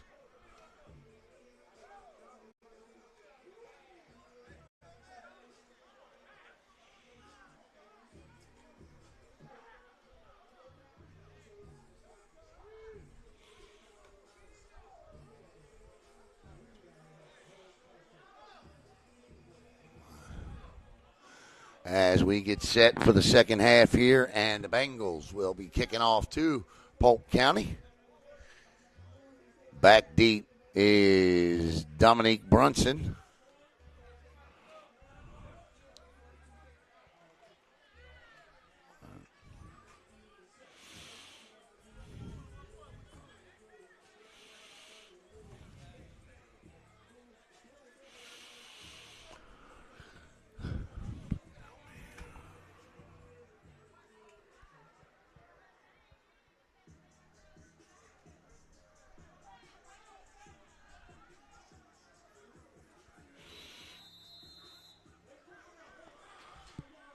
Here we go. That's going to go out of bounds.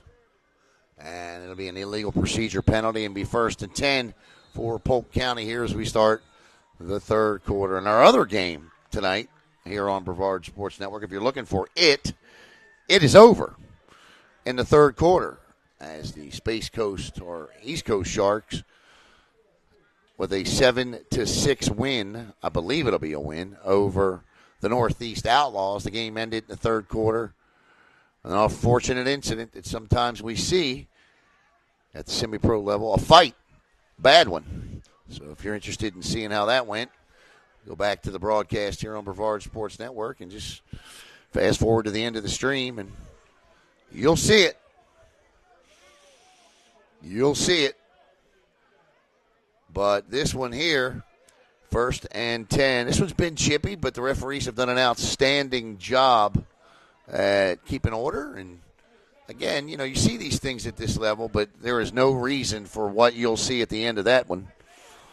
That was just unbelievably out of control, and there was nothing the referees could do there. That's just bad discipline. 1st and 10 now as Sean Thomas, quarterback, good first half. Not great with completion percentage, but didn't really need to be.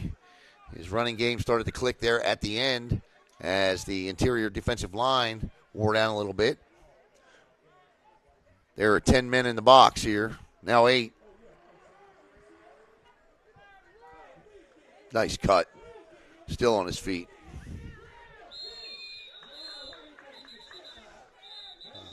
They're happy about the tackle, but he picked up 11 yards. And that's a good run there. We got a penalty? No penalty.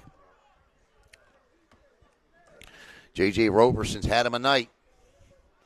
So it's going to be 2nd and 1. Not even that.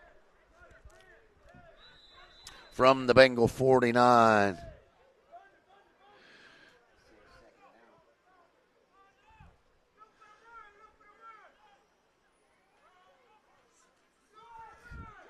This is going to be the quarterback keeping it, and he's going to have the first down and out of bounds.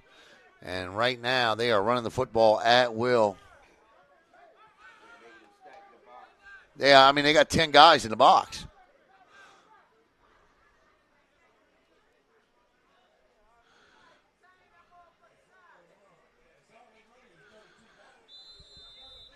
Got to have a balance. 1st and 10 now, and in 2 plays to start the third quarter, the ball is quickly on the Bengals 45. Polk County with a 16-0 lead here. Thomas now with Rocky Berry next to him. And the give is to Berry. Berry 2 hands on the ball. He's going to He's just going to lean into that defensive front. I actually checked that. That is going to be Streeter. And he picks up 4, and it'll be 2nd and 6. I said it earlier. I'll say it again. 4 times 3 is 12. You'll take it all day. 14 minutes to go here in the third quarter.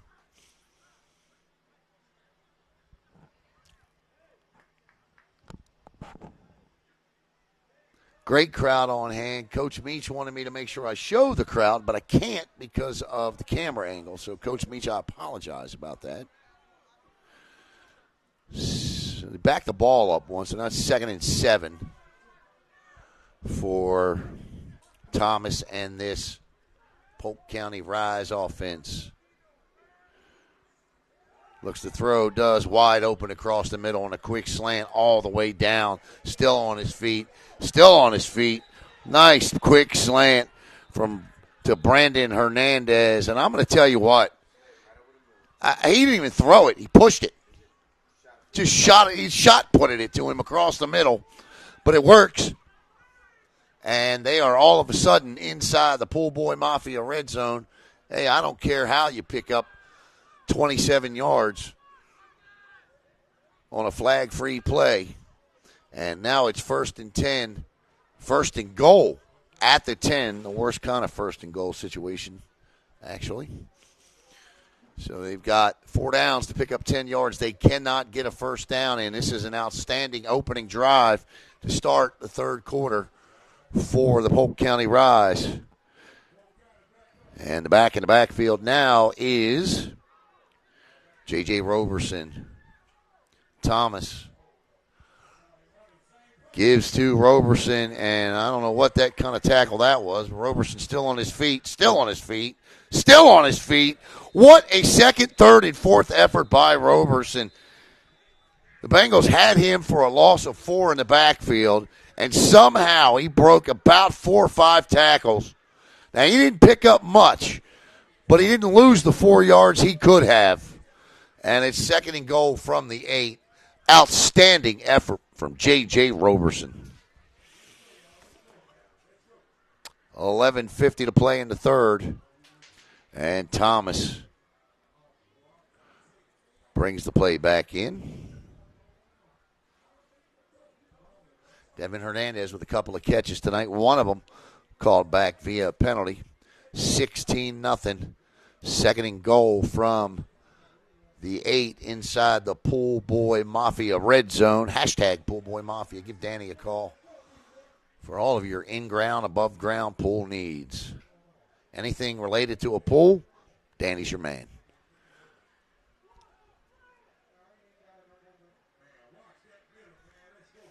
Why not give it to Roberson again? And this time, that's a good job. That's a textbook tackle. Grab him by the legs and tackle him. And much needed there. And I believe the man that did that was Javon Brown coming up from the cornerback position on a run blitz, it looked like. 3rd and goal from the 5.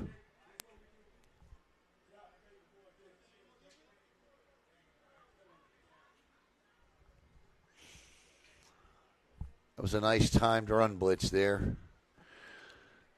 I'd watch for the slant again. I certainly would. Slot receiver is Brandon Stewart, the running back. The back in the backfield is the big guy, number 55, Marcus Brown. Blitz, all-out blitz, throws, corner, and great defensive play back there. Good D.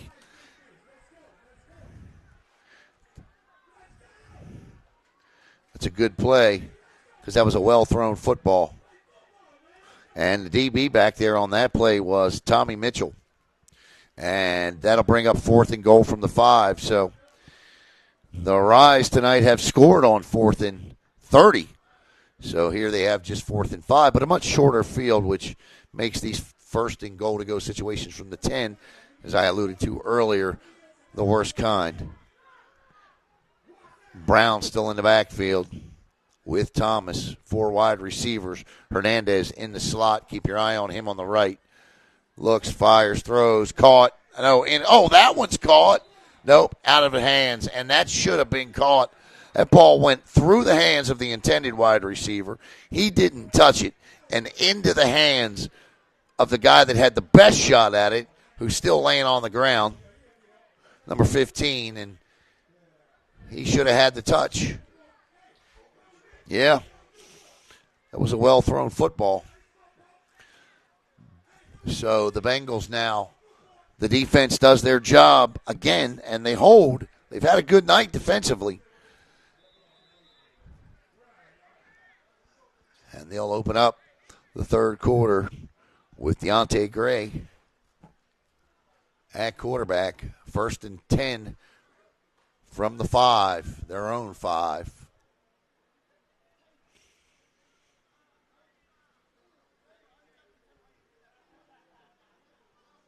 The Bengals in black with the white pants. The Rise in white with the black pants. Gray turns, gives. Nice run up the middle. Good run on first down. Forward progress will be a gain of about 3, 3.5, maybe 4. Got a timeout.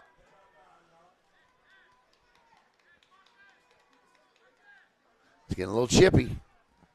2nd and 7.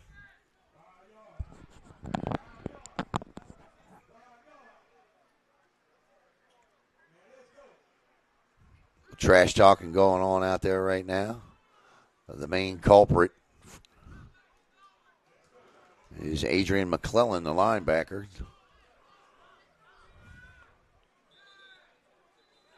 So wind the clock, and here we go. 9:56 to play in the third. 16-0 Polk County. 2nd and 7 for Gray in the offense. Deontay Gray throws, cross the middle, nice. Nice throw, nice play. I don't see any flags. Nice pitch and catch. And the receiver there was Javon Brown. And that's a first down. The ball all the way out to the 34. Nice play. And much needed by Fort Pierce. 1st and 10 at the 34. Cameron Webb split wide, right near side. Brown in the slot. He just made the good catch and run. Got some yak on that. Gray looks to throw again. Deep. Wide open. Caught. And this is a touchdown for the TC Fort Pierce Bengals. Wide open, beautiful pitch and catch.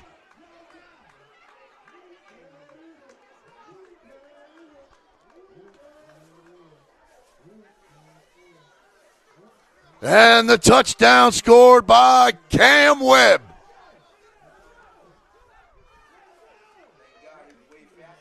Yeah, man. He did. It was underthrown, and Webb got it. So the Bengals with a much-needed touchdown.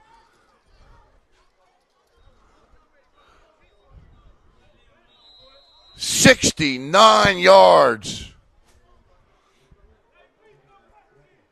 from Gray to Webb.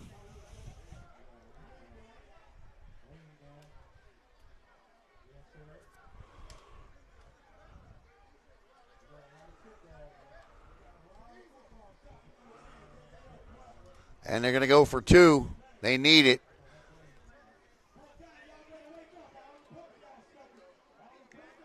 Gray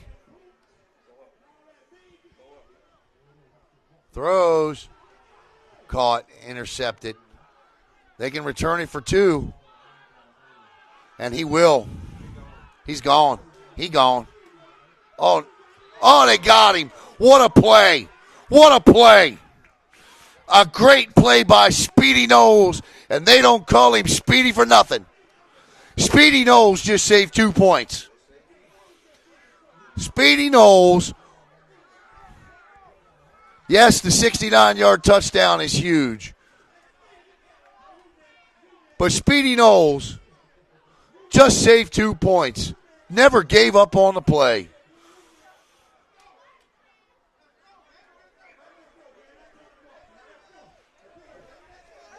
And it's the 2-point conversion fails. That's big. And it's 16-6 now. But the Bengals got to feel like they have some life here. They still trail by 2 scores. But they are on the scoreboard. On the 69-yard touchdown from Deontay Gray to Cameron Webb.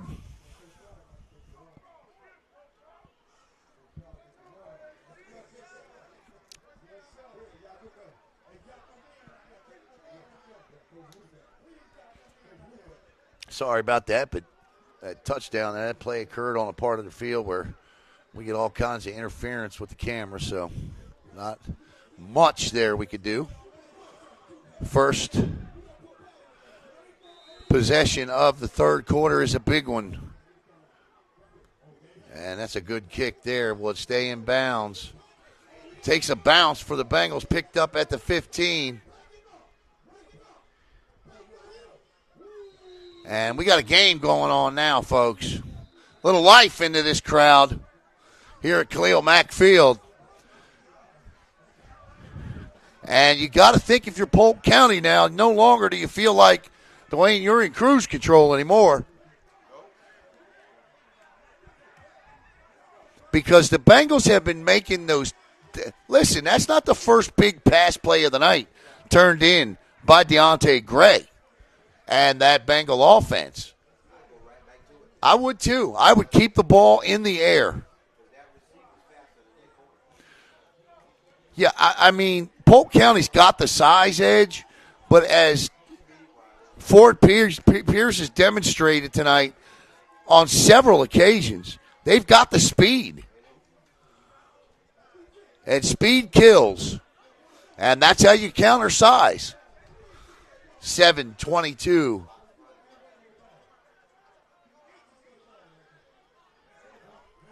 And Sean Thomas brings them back out. And Roberson. And that defense is fired up. Big stop there. Not much. Maybe 2. And the tackle made by John Tucker. 2nd and 8. The momentum has clearly shifted. Following the 69-yard Gray to Webb touchdown.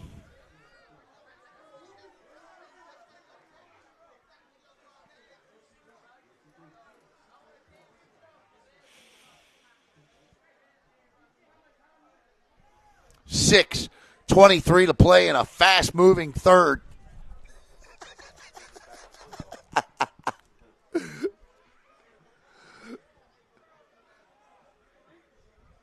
And the Bengals have cut into a 16-point deficit. Offside. No, that's false start. Wide receiver. That's got to be against the Polk County offense. See what the white hat says here. I don't know. I'd be pointing at each other. Yeah, it might be against the defense. They're going to call encroachment. So, and that's the thing that they can't do. You make a big stop on first down on the big back, and you give them 5 on encroachment. You got to be better disciplined. 2nd down and 4 now. So it goes from 2nd and 8 to 2nd and 3.5, 4. Referee says wind the clock, and my man Dwayne does just that here in the Pool Boy Mafia third quarter. 5:55 to play. Sean Thomas with Roberson in the backfield. Wide receiver split equally, doubles to each side. Turns, going to keep it, but this is coming back. It's coming back. I believe we're going to get an illegal shift or a false start, some sort of a motion penalty here. The flag was thrown immediately at the start of the play, and that's always on the wide receiver.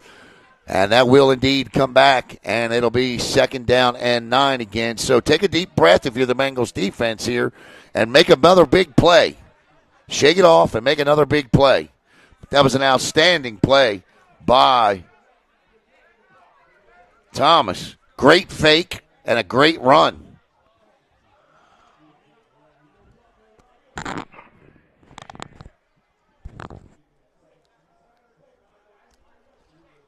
It says 3rd down, but it should still be 2nd.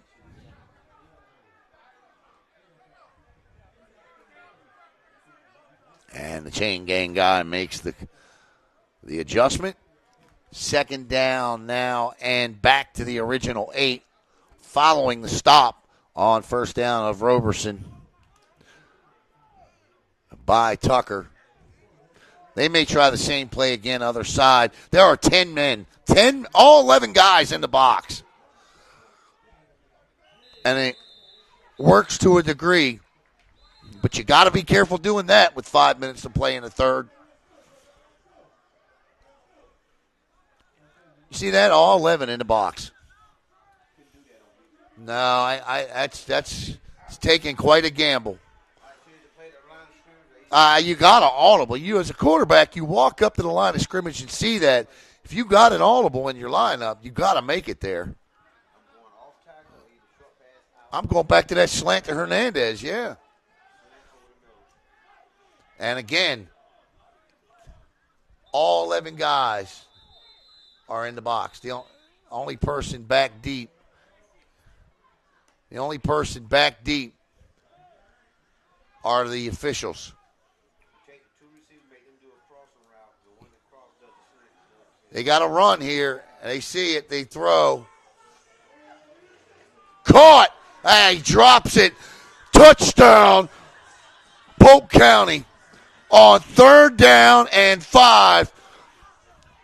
Sean Thomas dropped a beaut into Dominique Brunson, and in the blink of an eye, it's 22-6 on the 60-yard touchdown. Man, did he drop that in.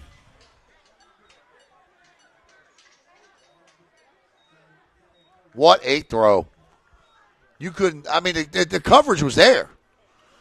Coverage was there. It was the pass that scored that touchdown. What a beaut from Thomas to Brunson. Step for step with him. When you need to make a play, that's what you call making a play. Not a thing. The only thing I would say is maybe get your arms up, but that'll take a split second off your step. And they're going to go for 2 here. That's the play that they ran. And a flag flies for holding. Yes, indeed, and holding on the outside. So they're going to back them up to the 12. So it'll be the extra point try now will come from the 12-yard line.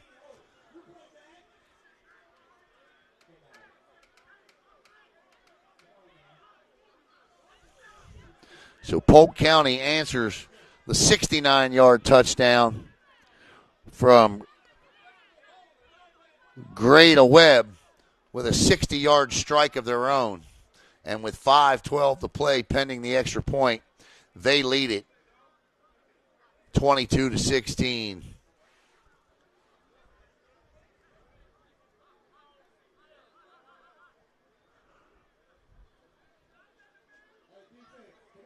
That play has worked twice to perfection. I might get another lead blocker in there, though, because both times they've committed penalties. First time a motion penalty, so second time a hold. Hernandez in the slot near side. Brown in the backfield. Thomas looks, fires, throws it off the back of the linebacker. So with 5:12 to play here in the third quarter, the Polk County Rise have answered with a beautiful scoring play of their own and now lead it 22-6.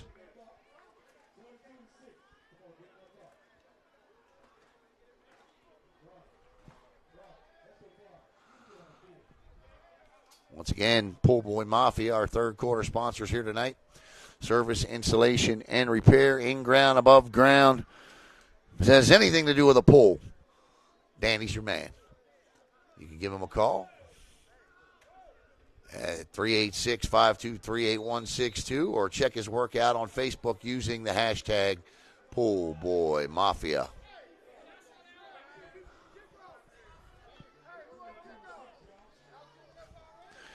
And let's see if the Bengals can now answer back. Speedy Knowles and Bernard Thomas back deep.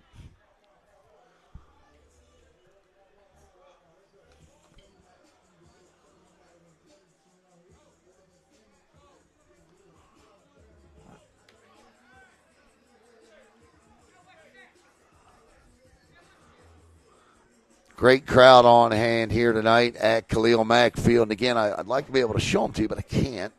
You can't see, much like that touchdown pass from Gray to Webb.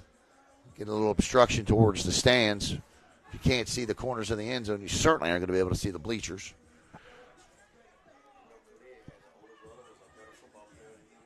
Yeah? What's Khalil up to these days? Is that where he's at?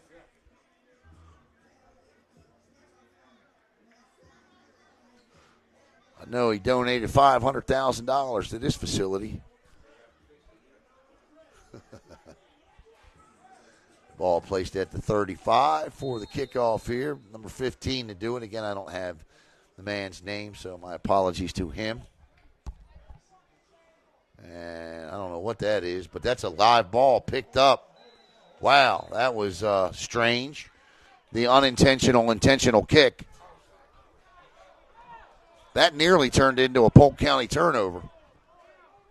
And here comes the Bengals offense, and they got to feel pretty good after their last drive. A 69-yard touchdown pass from Deontay Gray to Cam Webb, and I'd go right back to it. I'd give it another shot right here. I would. I just would. 4:35 to play in the third.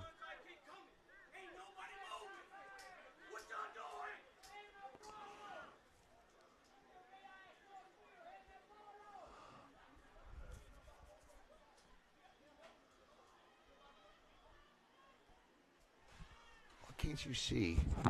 Oh, you can. It's just my clock is in the way. 1st and 10 now. New back end and a little bit of speed there. That's Ranchavis Sears on the carry. And Sears picks up 6 quick ones.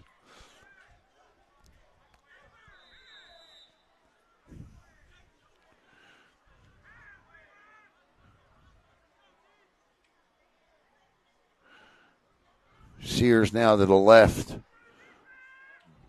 of Gray. One wide receiver. Man coverage. Gray's going to roll this way. Pushed out of bounds into the fence.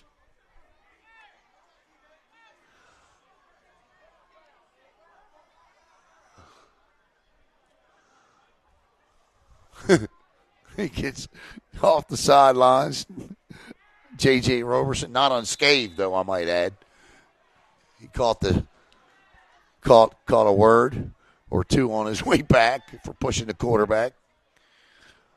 And it's 3rd down and a short one now, and I just give it, if you're going to run it, you just need to turn around and give it back to Sears, who gashed his way through.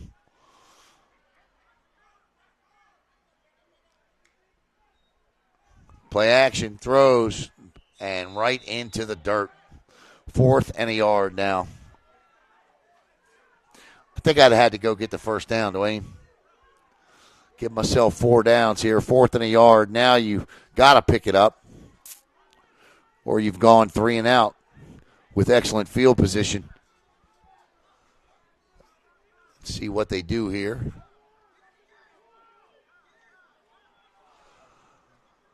.325, the incomplete pass will stop the clock. Cam Ward is again split wide right and again singled up on Brunson. And that time, good job. Did he get it? Yeah, he got it. Sears picks it up. 1st and 10 now. Barely, though. Not as much as I thought he got it, but he got it.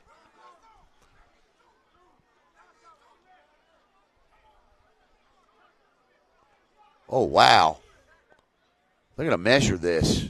Holy smokes.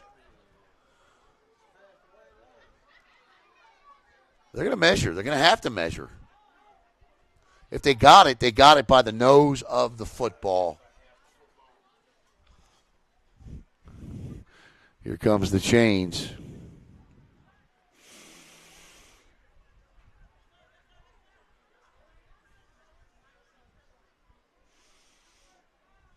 Well, they're going to pull that, and I think they got it. They did. They got it by 3/4 length of the football. 1st down. Oof. Again, that was a little closer than I thought it was. 3:20 to play here.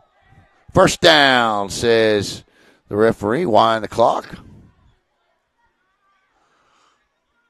3:20 and running here in the 3rd. 22-6.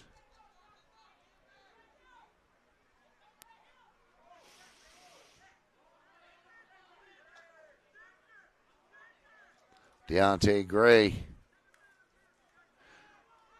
Nice hole there. Good block. Still on his feet.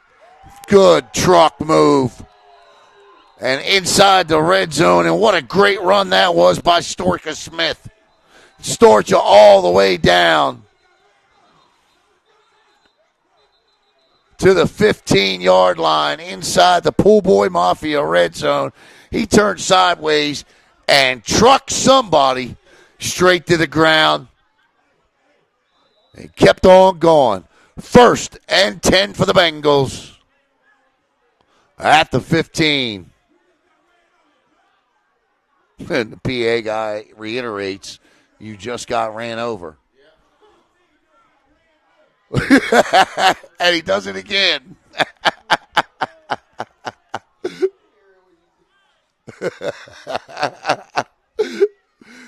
Deontay Gray.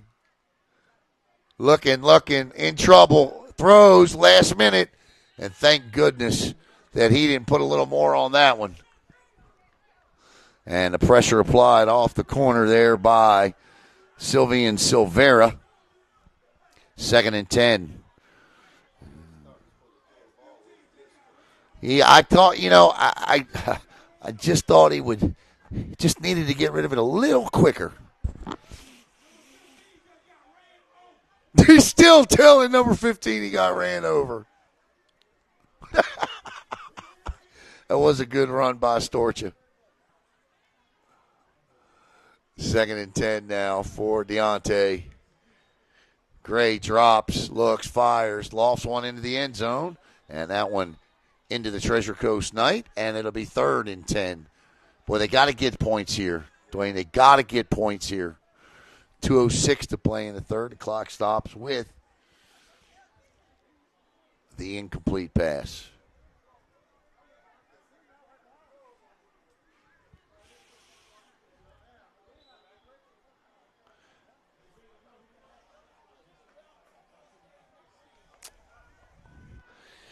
I've not seen the short passing game tonight be very effective. It's all been long, so if the short passing game is going to work, right here's the time. Oh, no. Ball is snapped over the head all the way back to the 35. Miscues, mistakes, and turnovers continue to haunt the Bengals tonight. And it'll be 4th down.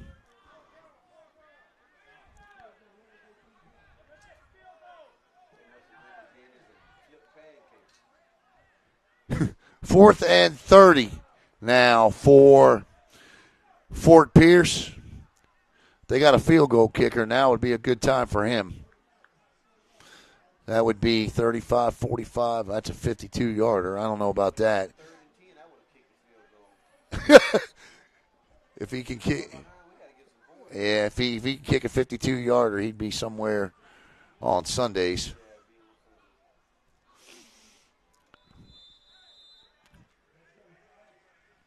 All right, 4th down. But now it opens up the long passing game. Gray rolls, fires, and incomplete. And the pressure again applied, that time coming off the edge over there by Sylvian Silvera. And that's a turnover on downs. And a promising drive ends abruptly with 1:53 to play in the third quarter.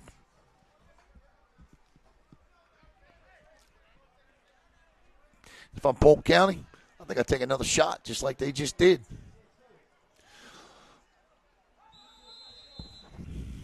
Sean Thomas leads them back out onto the field. 1st and 10 from their own 36-yard line here. 1:53 to play in the third. You ever heard her name, Doubleheader? Yeah. I happen to know this guy that trained him when he was in high school. Who's that? I knew. That's why I asked. I knew he was going to say you. What'd you do with him? Speed? Agility? No, I did some weight room stuff with him. Got you. When I went to PSL, I noticed when he was in 10th grade, he was just sitting around in his golf cart. How's he doing now? He's living in California making videos. Good. Well, if he's living in California, he's making money. It ain't cheap. I tried to talk him into not leaving college. But he did. Freshman year, he was under. Look at this run.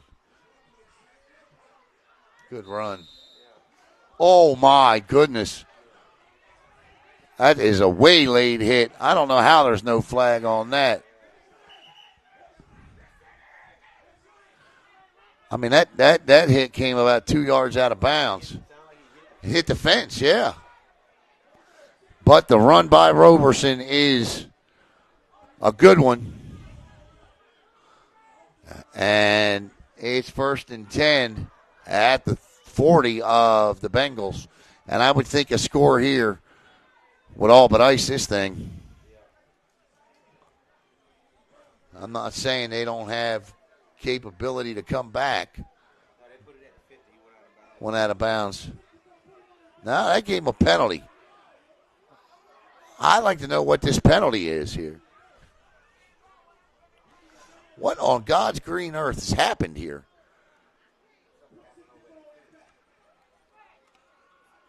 They're going to talk to the PA guy.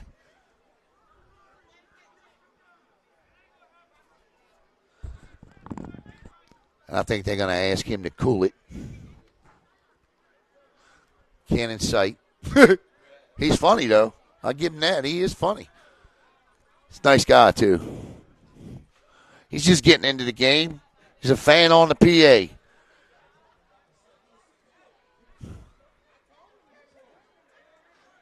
Now he's saying control, control. Now they put it back on a 45. So it's 1st and 10 at the 45.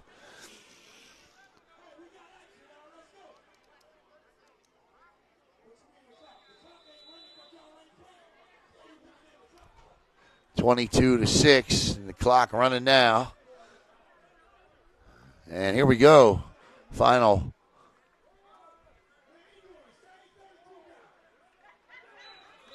And the ball carrier is Shantavius Streeter. And it's starting to get a little thick with the tension, isn't it? But the referees have done a good job tonight. They really have. I told them at halftime. They've done a good job tonight. 2nd and 8.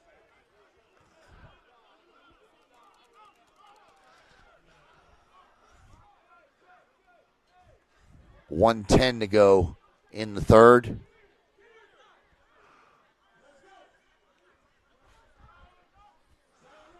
Looking to throw.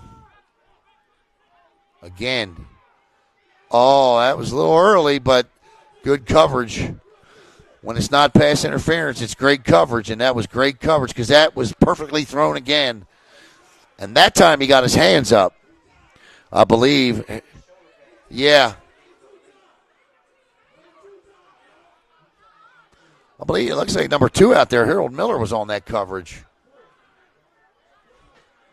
54.1 seconds in third down. Another good throw, though, there.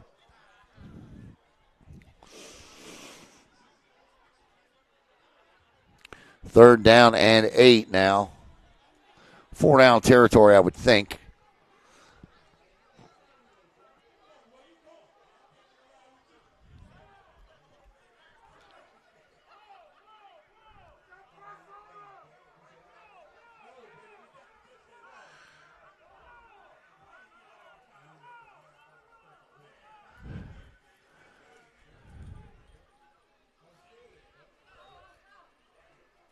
Across the middle, caught by the big tight end Hernandez again. And again, you can lavish at the tackle, but that's a nice play and a 1st down.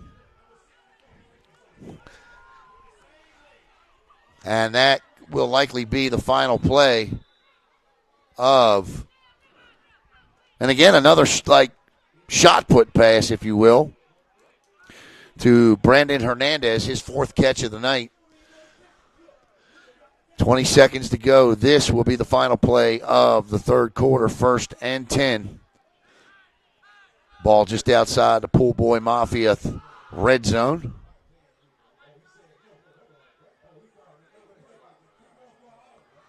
You may try to let the clock run out if they got 5 seconds left. And that'll take us to the end of the 3rd quarter with your score. Polk County 22. Fort Pierce 6.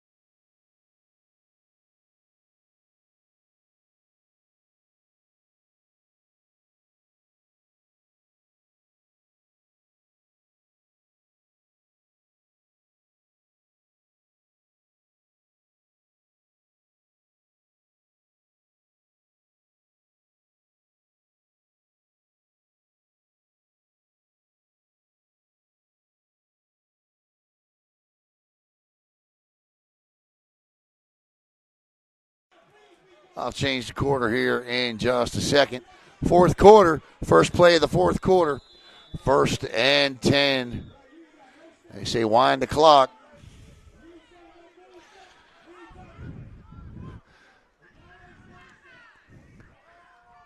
Big man Brown up the middle, trying to strip him of the ball.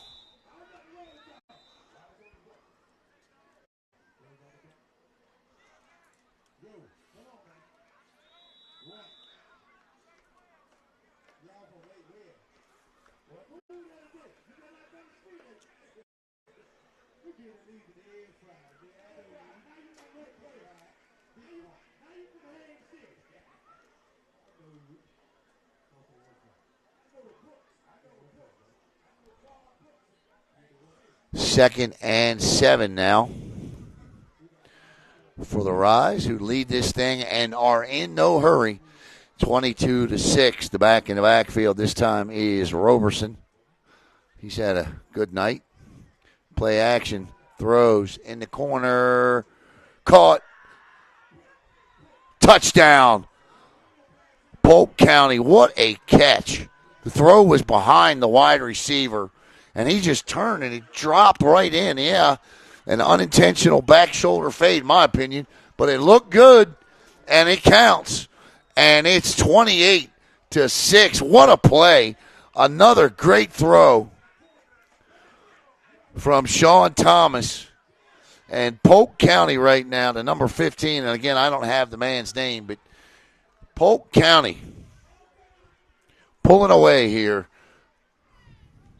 Second play of the 4th quarter. They are 2 for 3 on the 2-point conversions tonight.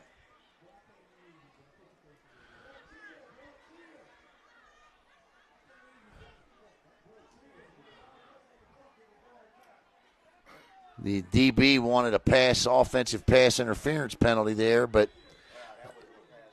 no, that was not. And he's going to get thrown out. He's gone.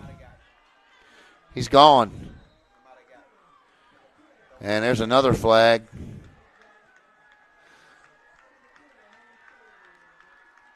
He's upset.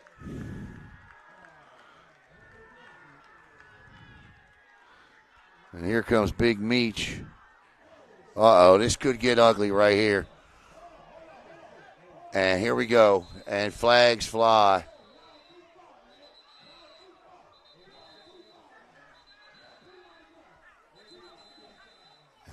And the player that's upset for Fort Pierce is Sandravius O'Neal. Yeah.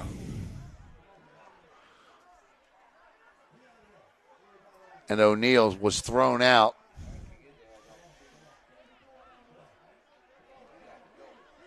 Yeah, I think he wants back at him again. He is upset. I'm not going to show you.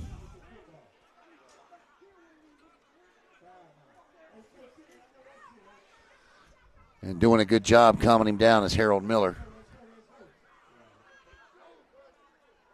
And we had all kinds of flags fly there.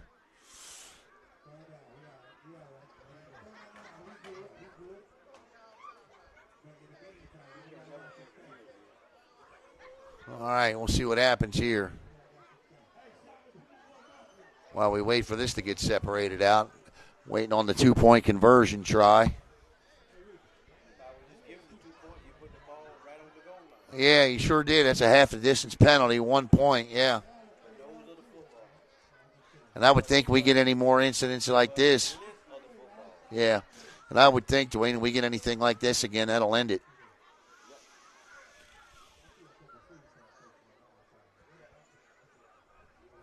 I think O'Neal was the cornerback in the coverage on the touchdown, too. And I think he's frustrated. I get it. Look, he had great coverage on both of them. He just, the throws were just better than the coverage. And that happens. And he's got nothing to hang his head about. He was step for step with the receiver in both occasions. But Sean Thomas beat him. Yeah, back shoulder fade. Yeah, it was beaut. And then the one down the sidelines was nothing he could do on that. But it's a frustration level. And as we've discussed earlier, these guys work all week, wives, girlfriends, kids. You know, it builds up and builds up and builds up. And this is their release. And sometimes it just doesn't always come out as when they look back, I'm sure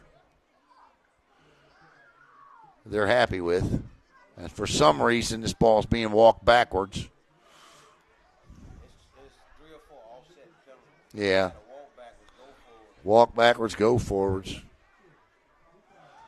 And they'll put it back down. So penalties will offset.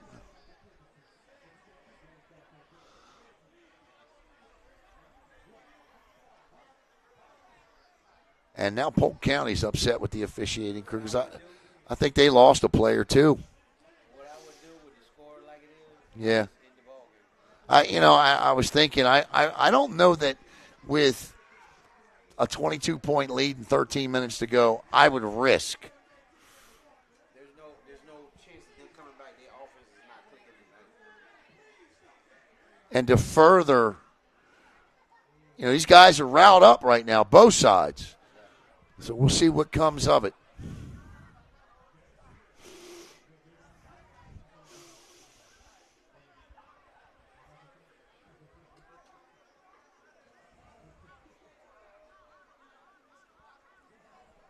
Checking into the game is, I think that's Thomas Fulton that checked in.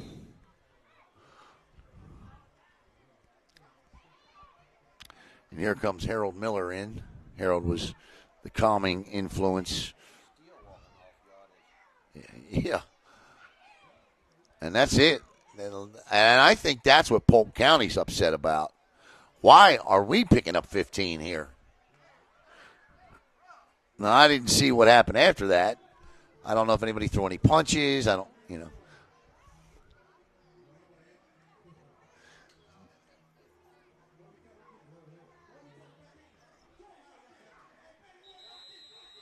Here we go for what ultimately is a 2-point try.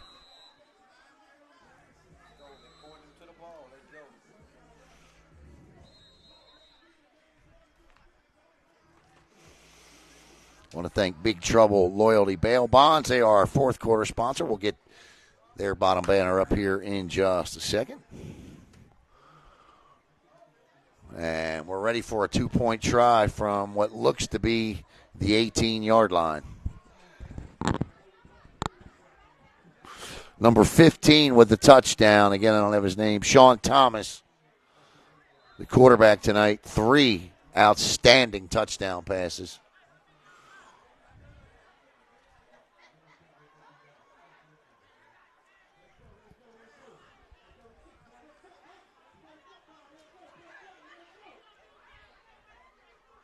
Nobody in the backfield. 5 wide receivers. They're actually missing a guy. I was going to say they're missing a receiver. And that's going to be a false start. I'm looking over here for the 5th receiver, and I didn't see him. In fact, they might be missing 2 guys.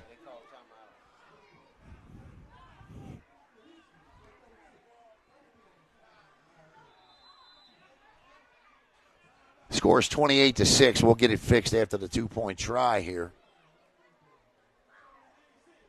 Public service announcement for you. Don't forget to spring forward tonight. Move your clocks ahead before you put your head on the pillow to go to sleep. Coming up next week for Polk County, it'll be the Centurions. And for Fort Pierce, it's going to be at the Bulls. We'll get you a location and all that coming up. All right, now they've got it in motion. Now we got a back in the backfield.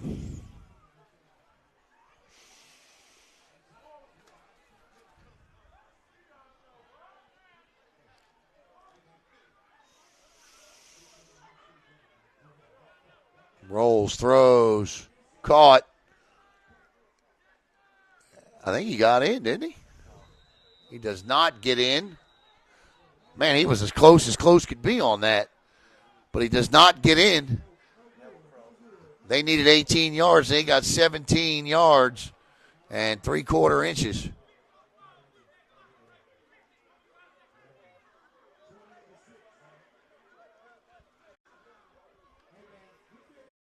And it is 28-6 now.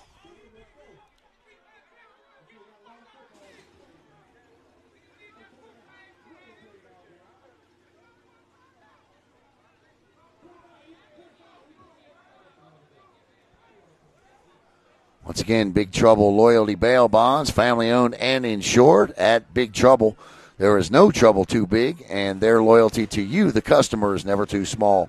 24/7 service. They are there to help you and your loved one go through the entire process and get released quickly. For the service you deserve and the time you need it, call 772-461-5771 or visit online at www.bigtrouble.loyaltybonds.com. Big Trouble Loyalty Bail Bonds is also located at 800 Virginia Avenue, Suite 9, right here in beautiful downtown Fort Pierce. Speedy Knowles and Bernard Thomas will go back deep as Polk County looks to kick off here with 13-19 to play in the game and a 22-point lead. And unless we see something from this Bengals offense here, I can't imagine it's going to be any different moving forward here.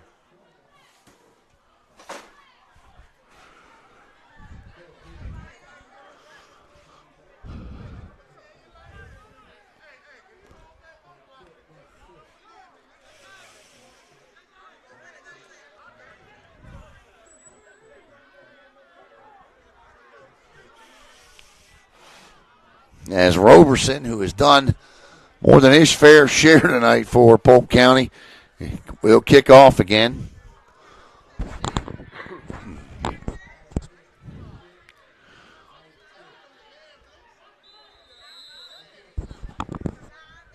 Last time he unintentionally onside kicked it, and he'll just step right into this and lay it down, and little miscommunication there, and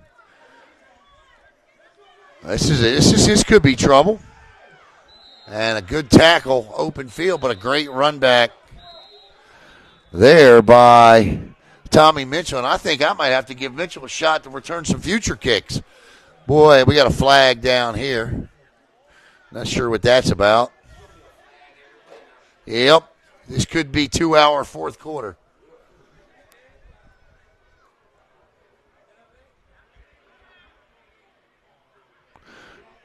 Patrick Dusenard there, number 38, coming off the field.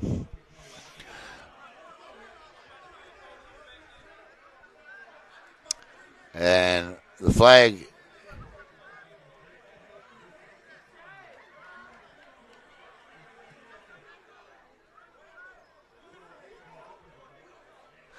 I think it's is it or isn't it? They're going to walk something off here, it looks like.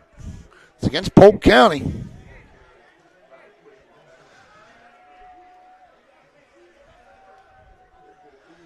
It's going to be an interesting snap here coming up.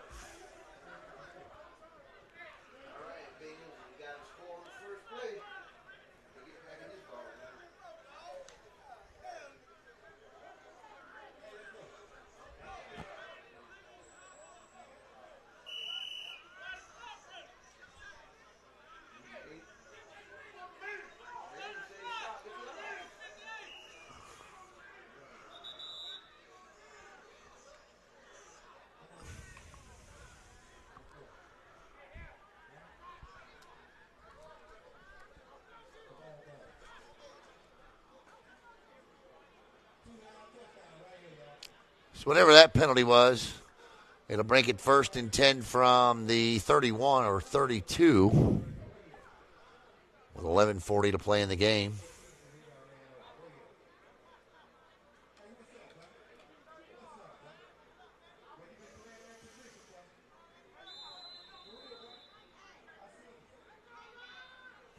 All right, here we go.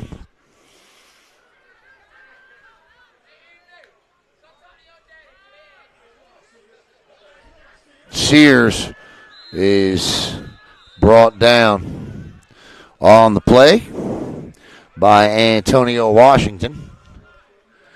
And he loses a yard, so it'll be 2nd down and 11 for the Bengals offense.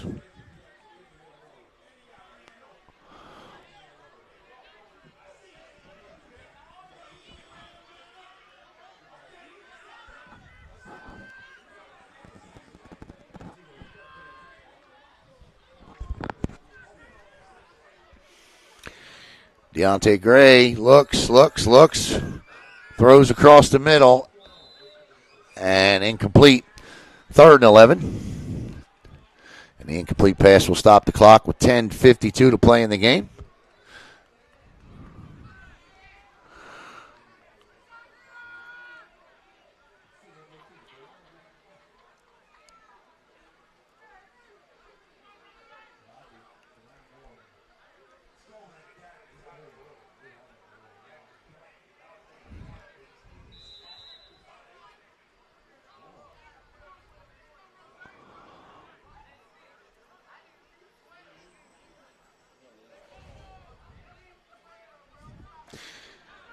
Third and 11. Gray.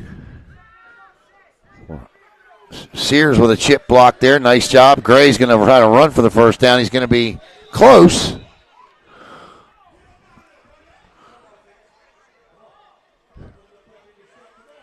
And it's going to be 4th down and a yard. So here we go again on 4th and a yard.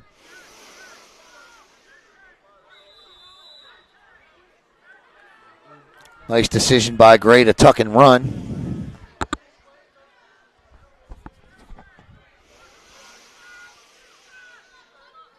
4th and a solid yard here from the gun. Gray with,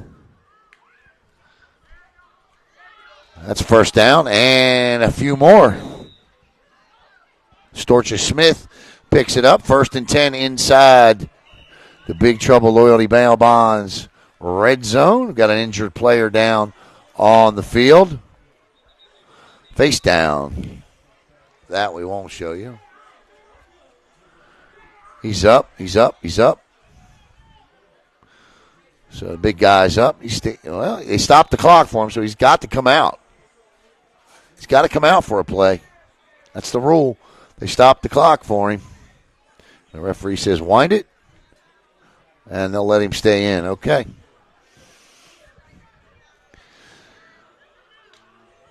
.9:45 and running. Cam Ward split wide right. Cam Webb split wide right. Gray turns, hands off to Storcha. Smith still on his feet. Good run by Storcha Smith. And bodies are flying. And we're going to get a holding penalty against the defense, so they'll tack more yards onto that. 9 minutes and 13 seconds to go. It'll be 1st and goal from what I can only imagine will be about the 2 following the penalty. Either a face mask or a hold on the defense. Doesn't matter.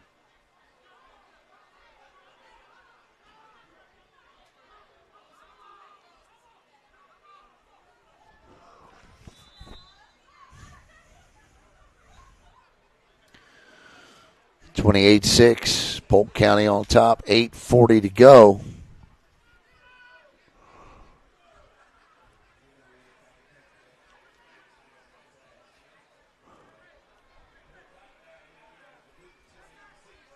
Looks like we got a different guy at quarterback here. It's Tommy Mitchell. Mitchell gives the Storcha Smith. Smith cuts back into the end zone for a Fort Pierce touchdown. Storcha Smith, and with 8:14 to go, the Bengals have cut the lead to 28-12.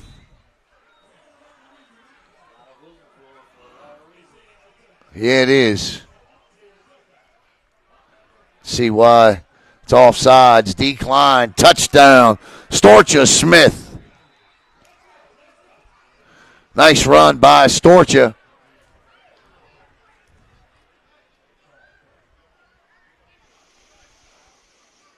And the conversion attempt coming.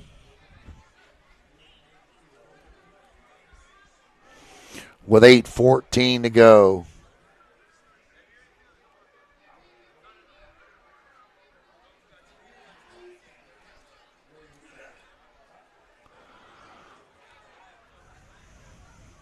Nice run by Storcha. Banged up earlier this season. Working his way back into the rotation in that backfield and turns in a touchdown here tonight. 28-12. They can cut the lead to 14 if they can get the 2 here. And I would expect to see an onside kick. And Tommy Mitchell stays at the quarterback position here.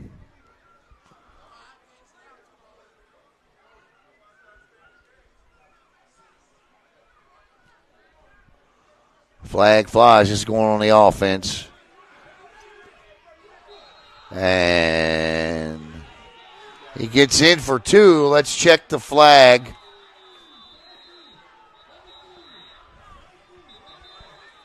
Whistle still blowing.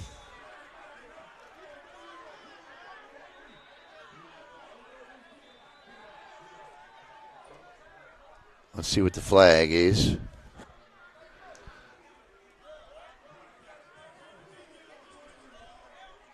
It's got to be against Polk County if they coming off the field. So did he get in? There's a flag. Yeah, the point is good. So the Bengals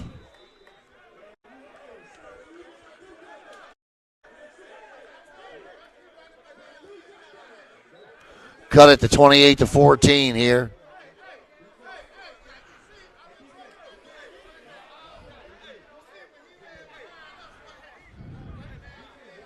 I would think we're going to see an onside kick. Why not, right? Yeah, why not? 8 minutes in the ball game.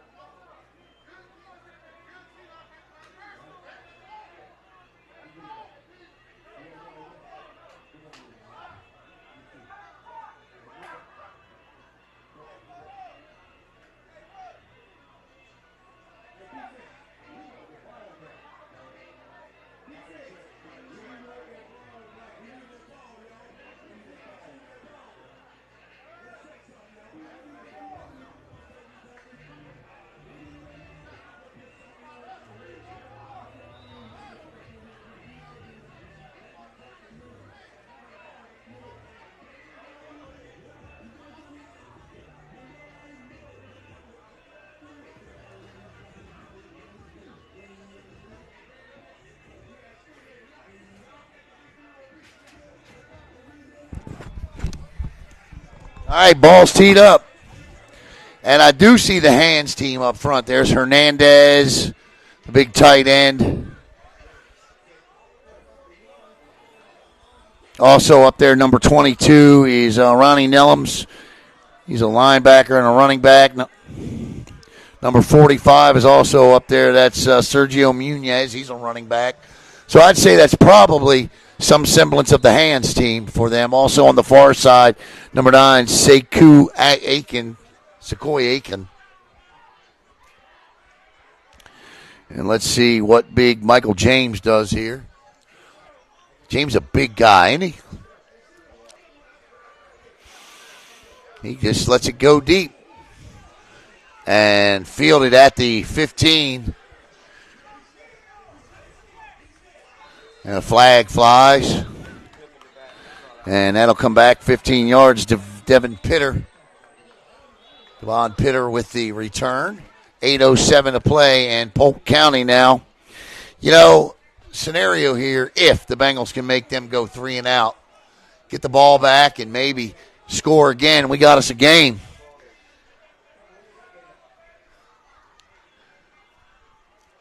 But my concern to this point, Dwayne, would be the interior of that defensive line and how fresh they are. Because, yeah, 10 in the box is a dangerous thing right here. You know, a turnover here, not out of the realm of possibility. Great job by the Bengals in the second half to adjust to that. You see what happens when they don't turn the ball over. They can put points on the board.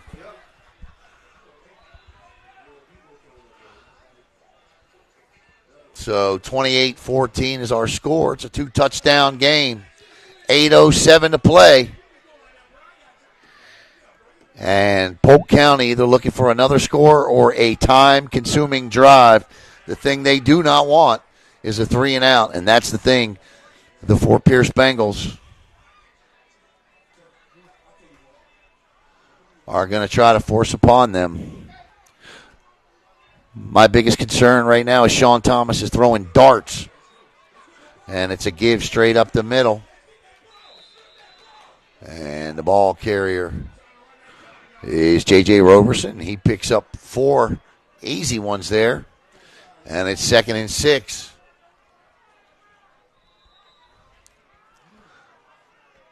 Three first downs on this drive would make it tough.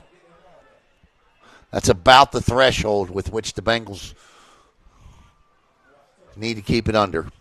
2nd down and 6 for Thomas and the Rise offense.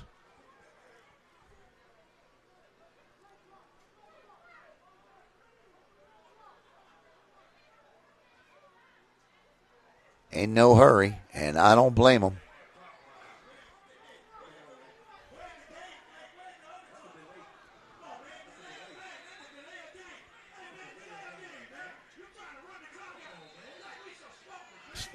Now they're going to stop the clock with 7:02 to play. And the quarterback is asking, man, I'm asking how much time I got.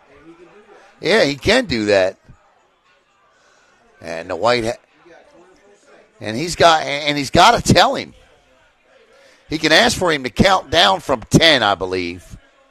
I can't put, not unless they tell me to put it back on. They don't have to, they got 24 seconds.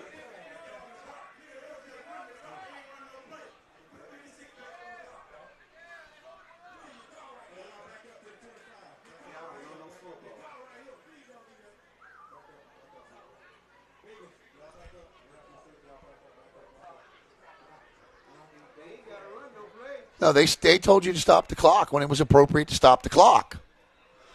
Now, here's the thing that's happened. He may get another 24 seconds. And he's gonna tell you to start the clock. No, it's going to be at the start of the play. There you go. Straight up the gut. And that's one first down, and he tries to stay in bounds, but the Bengals force him out.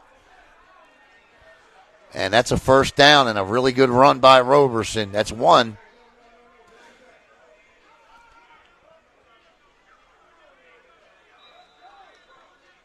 So that's at least another minute 20. 6:53 to play. Ball is out to the 30-yard line. And right now, Polk County finding them openings in the defensive front.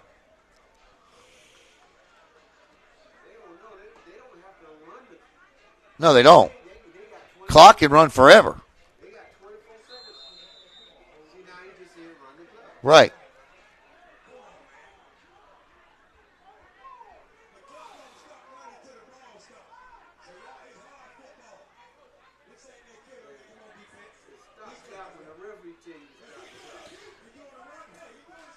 Roberson again up the middle.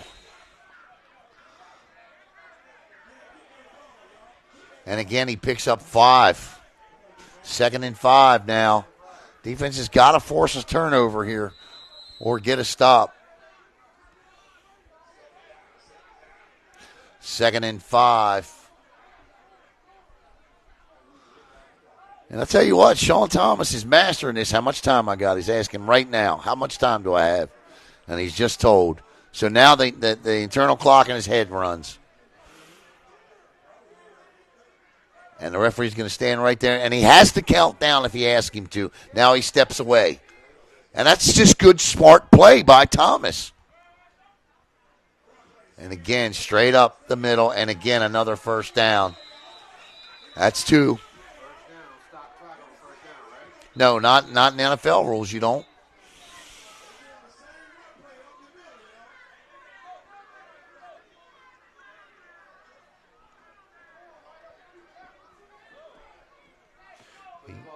College football next year is going to do away with stopping the clock on a first down. 1st and 10 at the 45. It's a ridiculous. That's a ridiculous rule. I always thought it was ridiculous in college football. I do think they need to go back to the 4 or 2 minute timeout, 2 minute warning. Used to be 4 minutes in college football. 1st and 10 from the 45. And that's 2 first downs for Polk County. 4:50 to play. And nothing different. They stuck him up that time. It'll be a loss of 1, maybe 2. Nice play there by the blitzing DB. Javon Brown comes in and makes the big hit.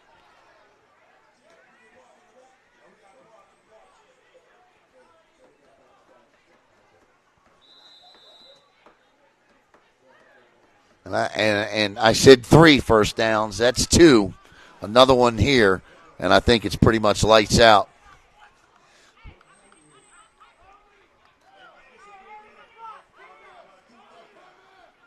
As you see, the back judge stands there, and he's giving Thomas the time, and that's great clock management by the quarterback. Now he'll step back with under 10 seconds left on the clock, the play clock, to snap the ball. And he turns and gives. Well, he's going to keep it himself, but no. And that's going to be he had two guys moving at the same time.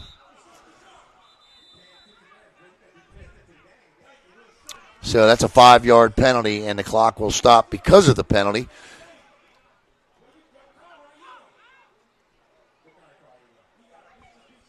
It'll back him up 5 yards, so it'll be 2nd down and 16, 15 and a half here.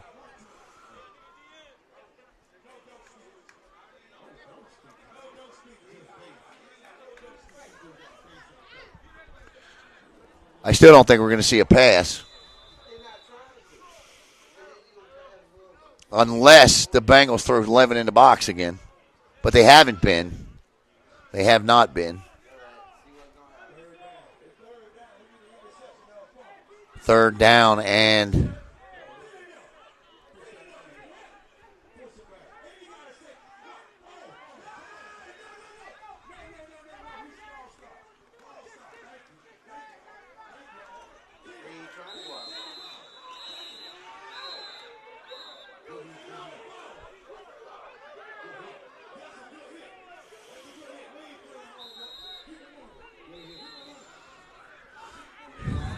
yeah, he went out. But that's going to be another false start penalty. Motion penalty. But I think it's a moot point at this point.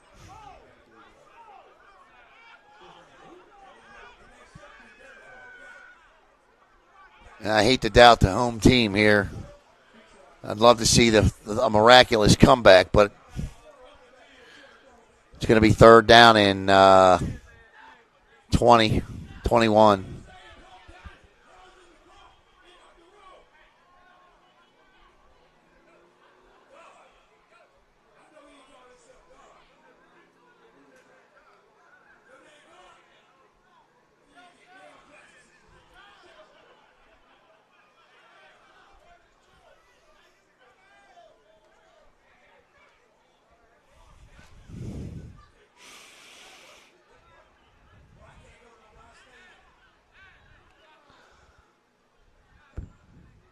Coach Chandler, Big Meach. They done cut the PA guy off now. Nah, he ain't gonna. He's been going for 57 minutes. He ain't shutting up for the final 3. I don't blame him. He definitely keeps the crowd in it. He's funny. He's entertaining. Definitely does his job.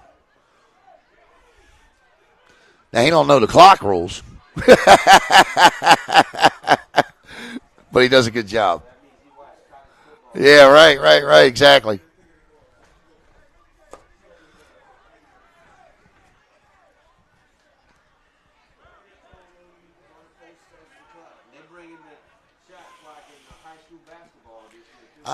They're trying to do that in Brevard County, but the problem is for both schools to have 2 shot clocks and hire another official, it's $3,000 per school. Yeah, yep. Because you got to have an official to run the shot clock. Yeah, that's what I said too. Now they approved it, but that don't mean the counties are going to do it. Probably see it at the private schools.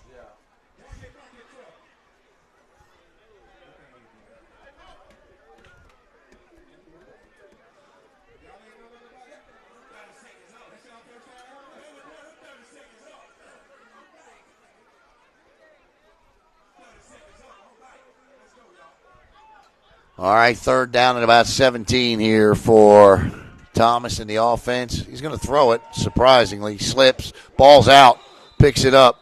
Not sure why the whistle blow.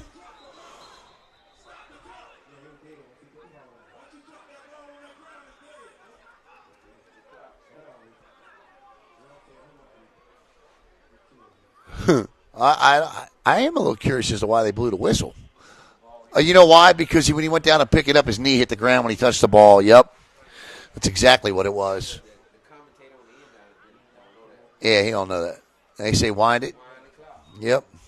All right, so 3:15 and counting, and when Thomas bent down to pick the ball up, his knee touched the ground.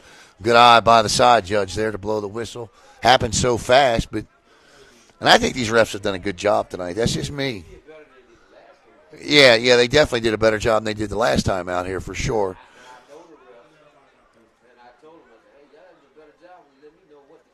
Yeah. Right, no. Yeah, it was definitely. Yeah, and look, they don't play a preseason. We all should get one, right? Fourth down, and he's going to go for it with 2:38 to play. Rolls out. Thomas cuts it back, and he's going to go down, and it's going to be a turnover on downs. So there is a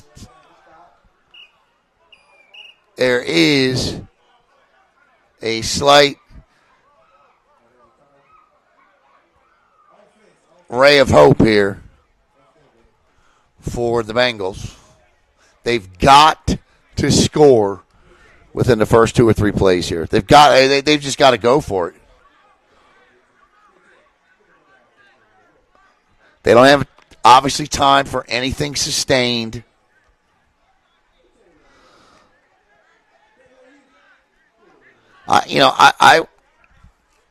They have not gone back to that deep ball. The best play of the night for this offense was the 69-yard touchdown from Deontay Gray to Cam Webb. And I think they need to take a shot at that right here again. I'd even line Webb up on the other side, and they do. Quick little pass here. Speedy Knowles. Knowles cuts back, still on his feet. And they should take a timeout. They don't take a timeout. Keep letting it run. Let it run. They're going right back to the line of scrimmage.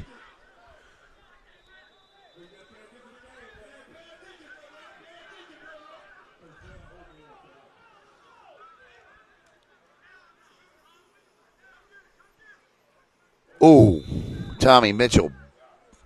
I don't know if anything, that's not Deontay Gray out there. It's Tommy Mitchell. So Gray's on the bench here. I don't know if this is a change or something's wrong with Gray. But Tommy Mitchell's running a wildcat out here. 1:58 to go. 3rd and 10 coming up. Timeout.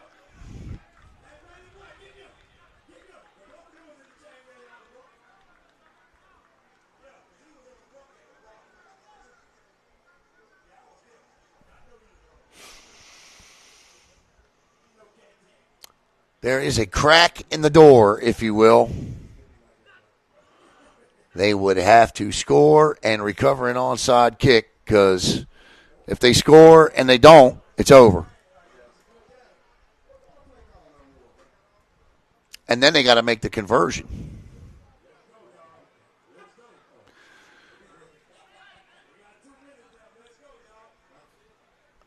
All right, let's set the table for you. It's 28-14, 1:58 to play in the fourth quarter. 3rd and 10 from the 23 for Tommy Mitchell. And this Fort Pierce Bengals offense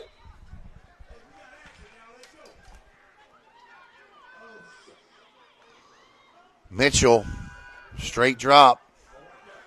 Throws across to me, threw that one into the parking lot. And that's going to bring up the final attempt of the night. 4th and 10.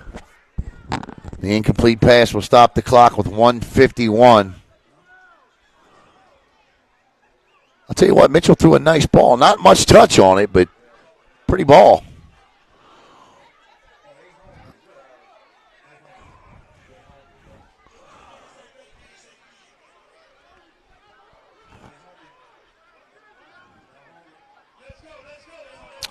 The difference in this one, Dwayne, no doubt the first half, the 4 turnovers.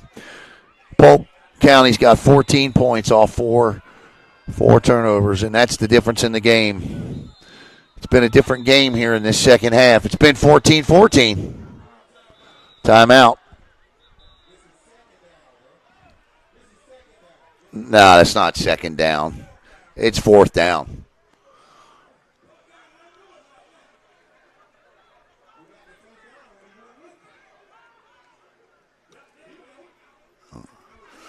If it ain't fourth, it's third. It surely ain't second down.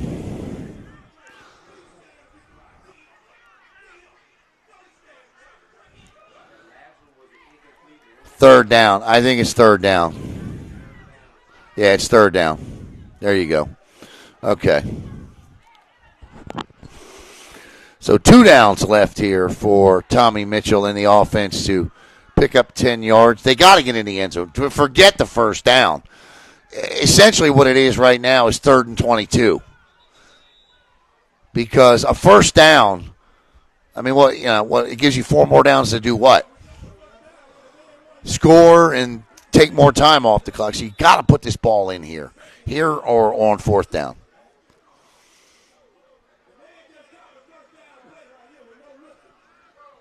Mitchell with Storches Smith to his left. Split wide left near side is Harold Miller. Where is Speedy Knowles?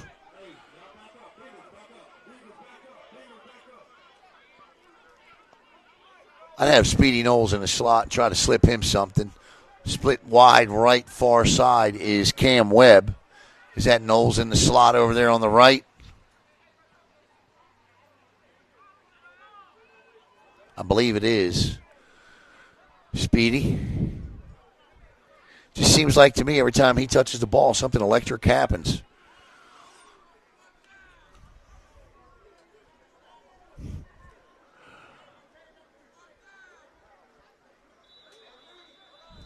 All right. More debate going on out here than a presidential election year. 1st and 10, 3rd and 10. 3rd and 10 from the 22, but really, as I said, it's 3rd and 22 because they got to score. Down by 2 touchdowns. Mitchell looks. All kinds of time. Throws. Caught! Did he get in? Touchdown! Touchdown! Fort Pierce Bengals do it. What a throw from Mitchell.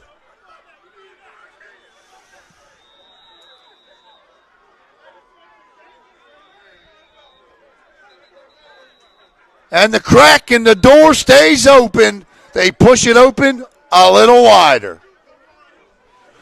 What a catch by Harold Miller. What a throw by Tommy Mitchell. And now, I think you got to kick a field goal here, man. I do. I don't think you go for 2 here and risk putting yourself down by 8. Kick the field goal. I think you have a choice here. But they're going to spread out and go for 2. And if they get it, great. Then 6 ties it. Tommy Mitchell.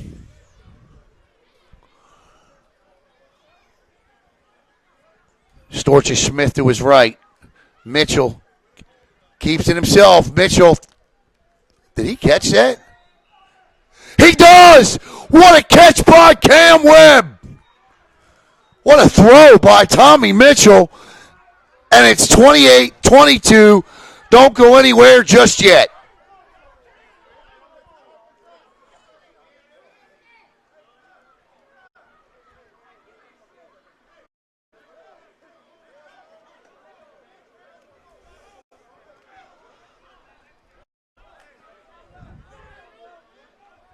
What an ending we have to this one. Didn't see this coming. But now, the all-important extra point or onside kick. And the man that has the incredible foot, Michael James, who has a nearly 70-yard punt tonight, will onside kick the ball here with 83 seconds. No, I'm sorry, 103 seconds to play. My math's a little off. I mean, we only have a 3.5-hour football game going on here. Remember, spring forward tonight. Turn your clocks up an hour before you go to sleep. And here we go with the onside kick. And 1:43 to play. Could we see one of the greatest, if not the greatest comeback in Fort Pierce Bengals history if they can get this ball? If they don't, they got some work to do. I believe they still have 2 timeouts. And we've already done the 2-minute warning, right? And let's see where this one's going to go. Who's the guy that Michael James is going to point out and say, you will be my you-know-what? Would you? Oh, that's not going to go 10 yards. They touched it before it went 10 yards.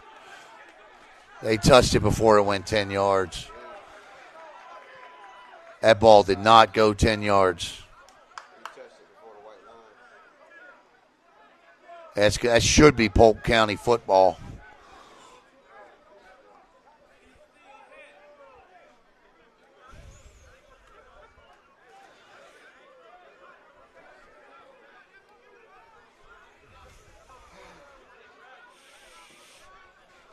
They know it. Fort Pierce knows it. That's a good call by the referees. Yeah, it should be Polk County ball, and it is. It's a good try. It really was. Excellent try, man. I mean, it just didn't go, and he had to touch it. It's not like he made a mistake in touching it. He had to touch it.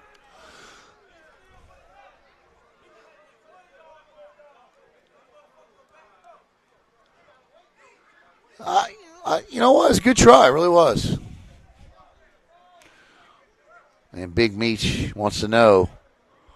I think when John goes back and watches the video, he'll see it did not go. About 1.5 yards short when it was touched of 10 yards. So the ball will be placed at the 45, and I just think we're going to see 3 runs. Yeah. And if you're Fort Pierce, I am punching at that ball. I can't imagine anybody other than J.J. Roberson. It is Roberson. Roberson straight down to the ground with it. And Big Meech takes timeout number 2. They got 1 left.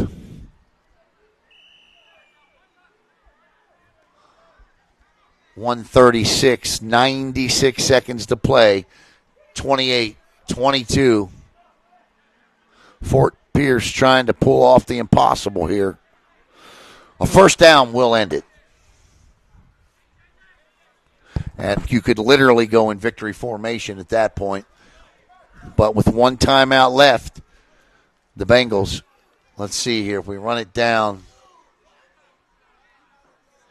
Bengals could conceivably get the ball back with 6 seconds.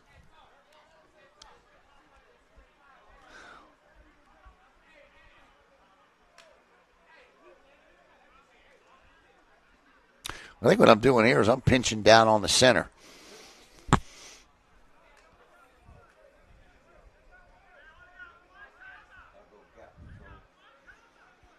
So the Bengals with 1 timeout left.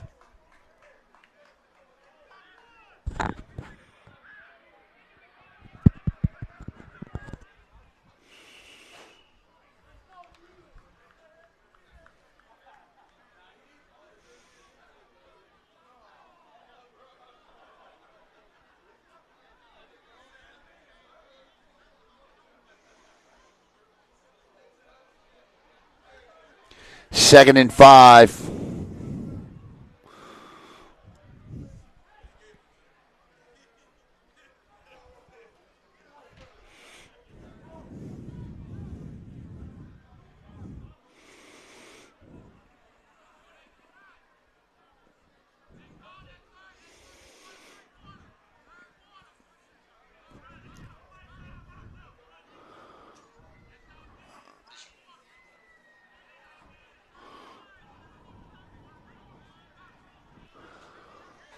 I don't know what the meeting is for this time, but it's another one.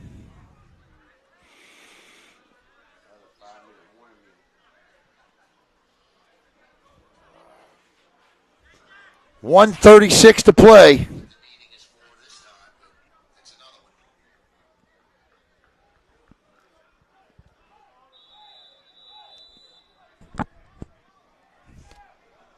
And here we go. And we'll see the whistle stop. And no gain, no gain, no gain. Keep your composure, gentlemen. Keep your composure. You've come 58 minutes, 58 and a half minutes. So 1:30 to go. And the third and final timeout is here. Third down now, and I want to thank everyone that's watched here tonight. Rise up. Thank you very much for coming on and chatting with us here tonight on Brevard Sports Network. We'll be back with you for the rest of the season here with the TC Bank, or I told you it's going to take me a game to get used to that. Fort Pierce Bengals here on the Treasure Coast. Good luck to the Polk County Rise the rest of the year. Good football team. Excellent quarterback.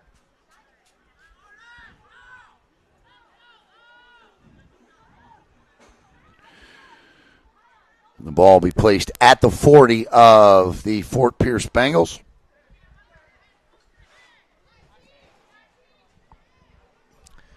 With 90 seconds on the dot to go here. And let's see what I mean, obviously you're gonna turn around and hand it off to Roberson. Or I like that play where Thomas keeps it and they picked up the penalty twice. Himself. Yeah, that little,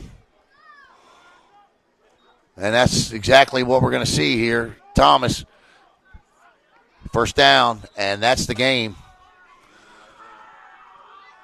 And there it is, and that's exactly what we got there. We got the quarterback keeper.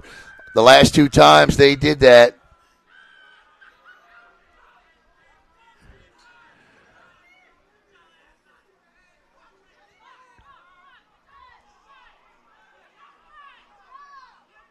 And that'll do it. 1:23 to go. No timeouts left. Victory formation coming here.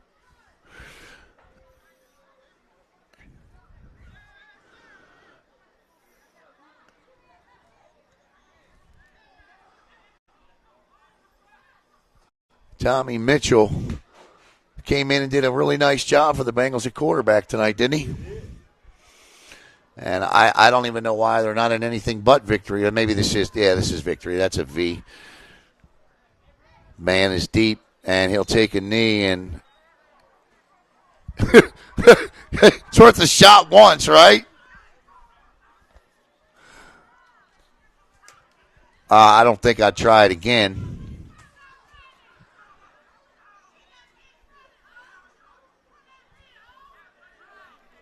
And 1:15 as the players begin to shake hands.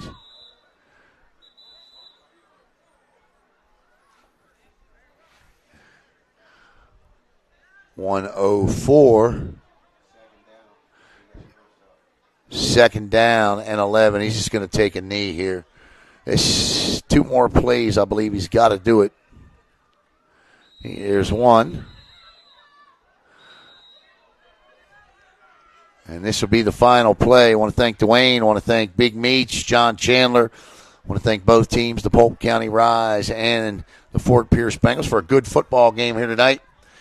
The difference in this one, 4 first-half turnovers from Fort Pierce leads to 14. Oh, we got an injured player down.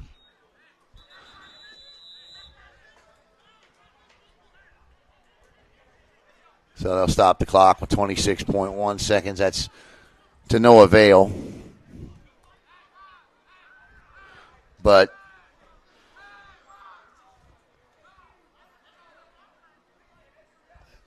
that'll do it. And again, our final score is going to be 28-14.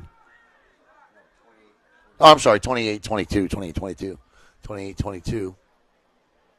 And a good comeback effort led by Tommy Mitchell and that Bengals offense. I just think the Bengals defense played well enough to win tonight. The turnovers killed them, and that's something that they're going to have to work on. But they're a 4-2 team with still much of everything they want to accomplish ahead of them. Polk County moves to 5-0. And good game by both these teams tonight.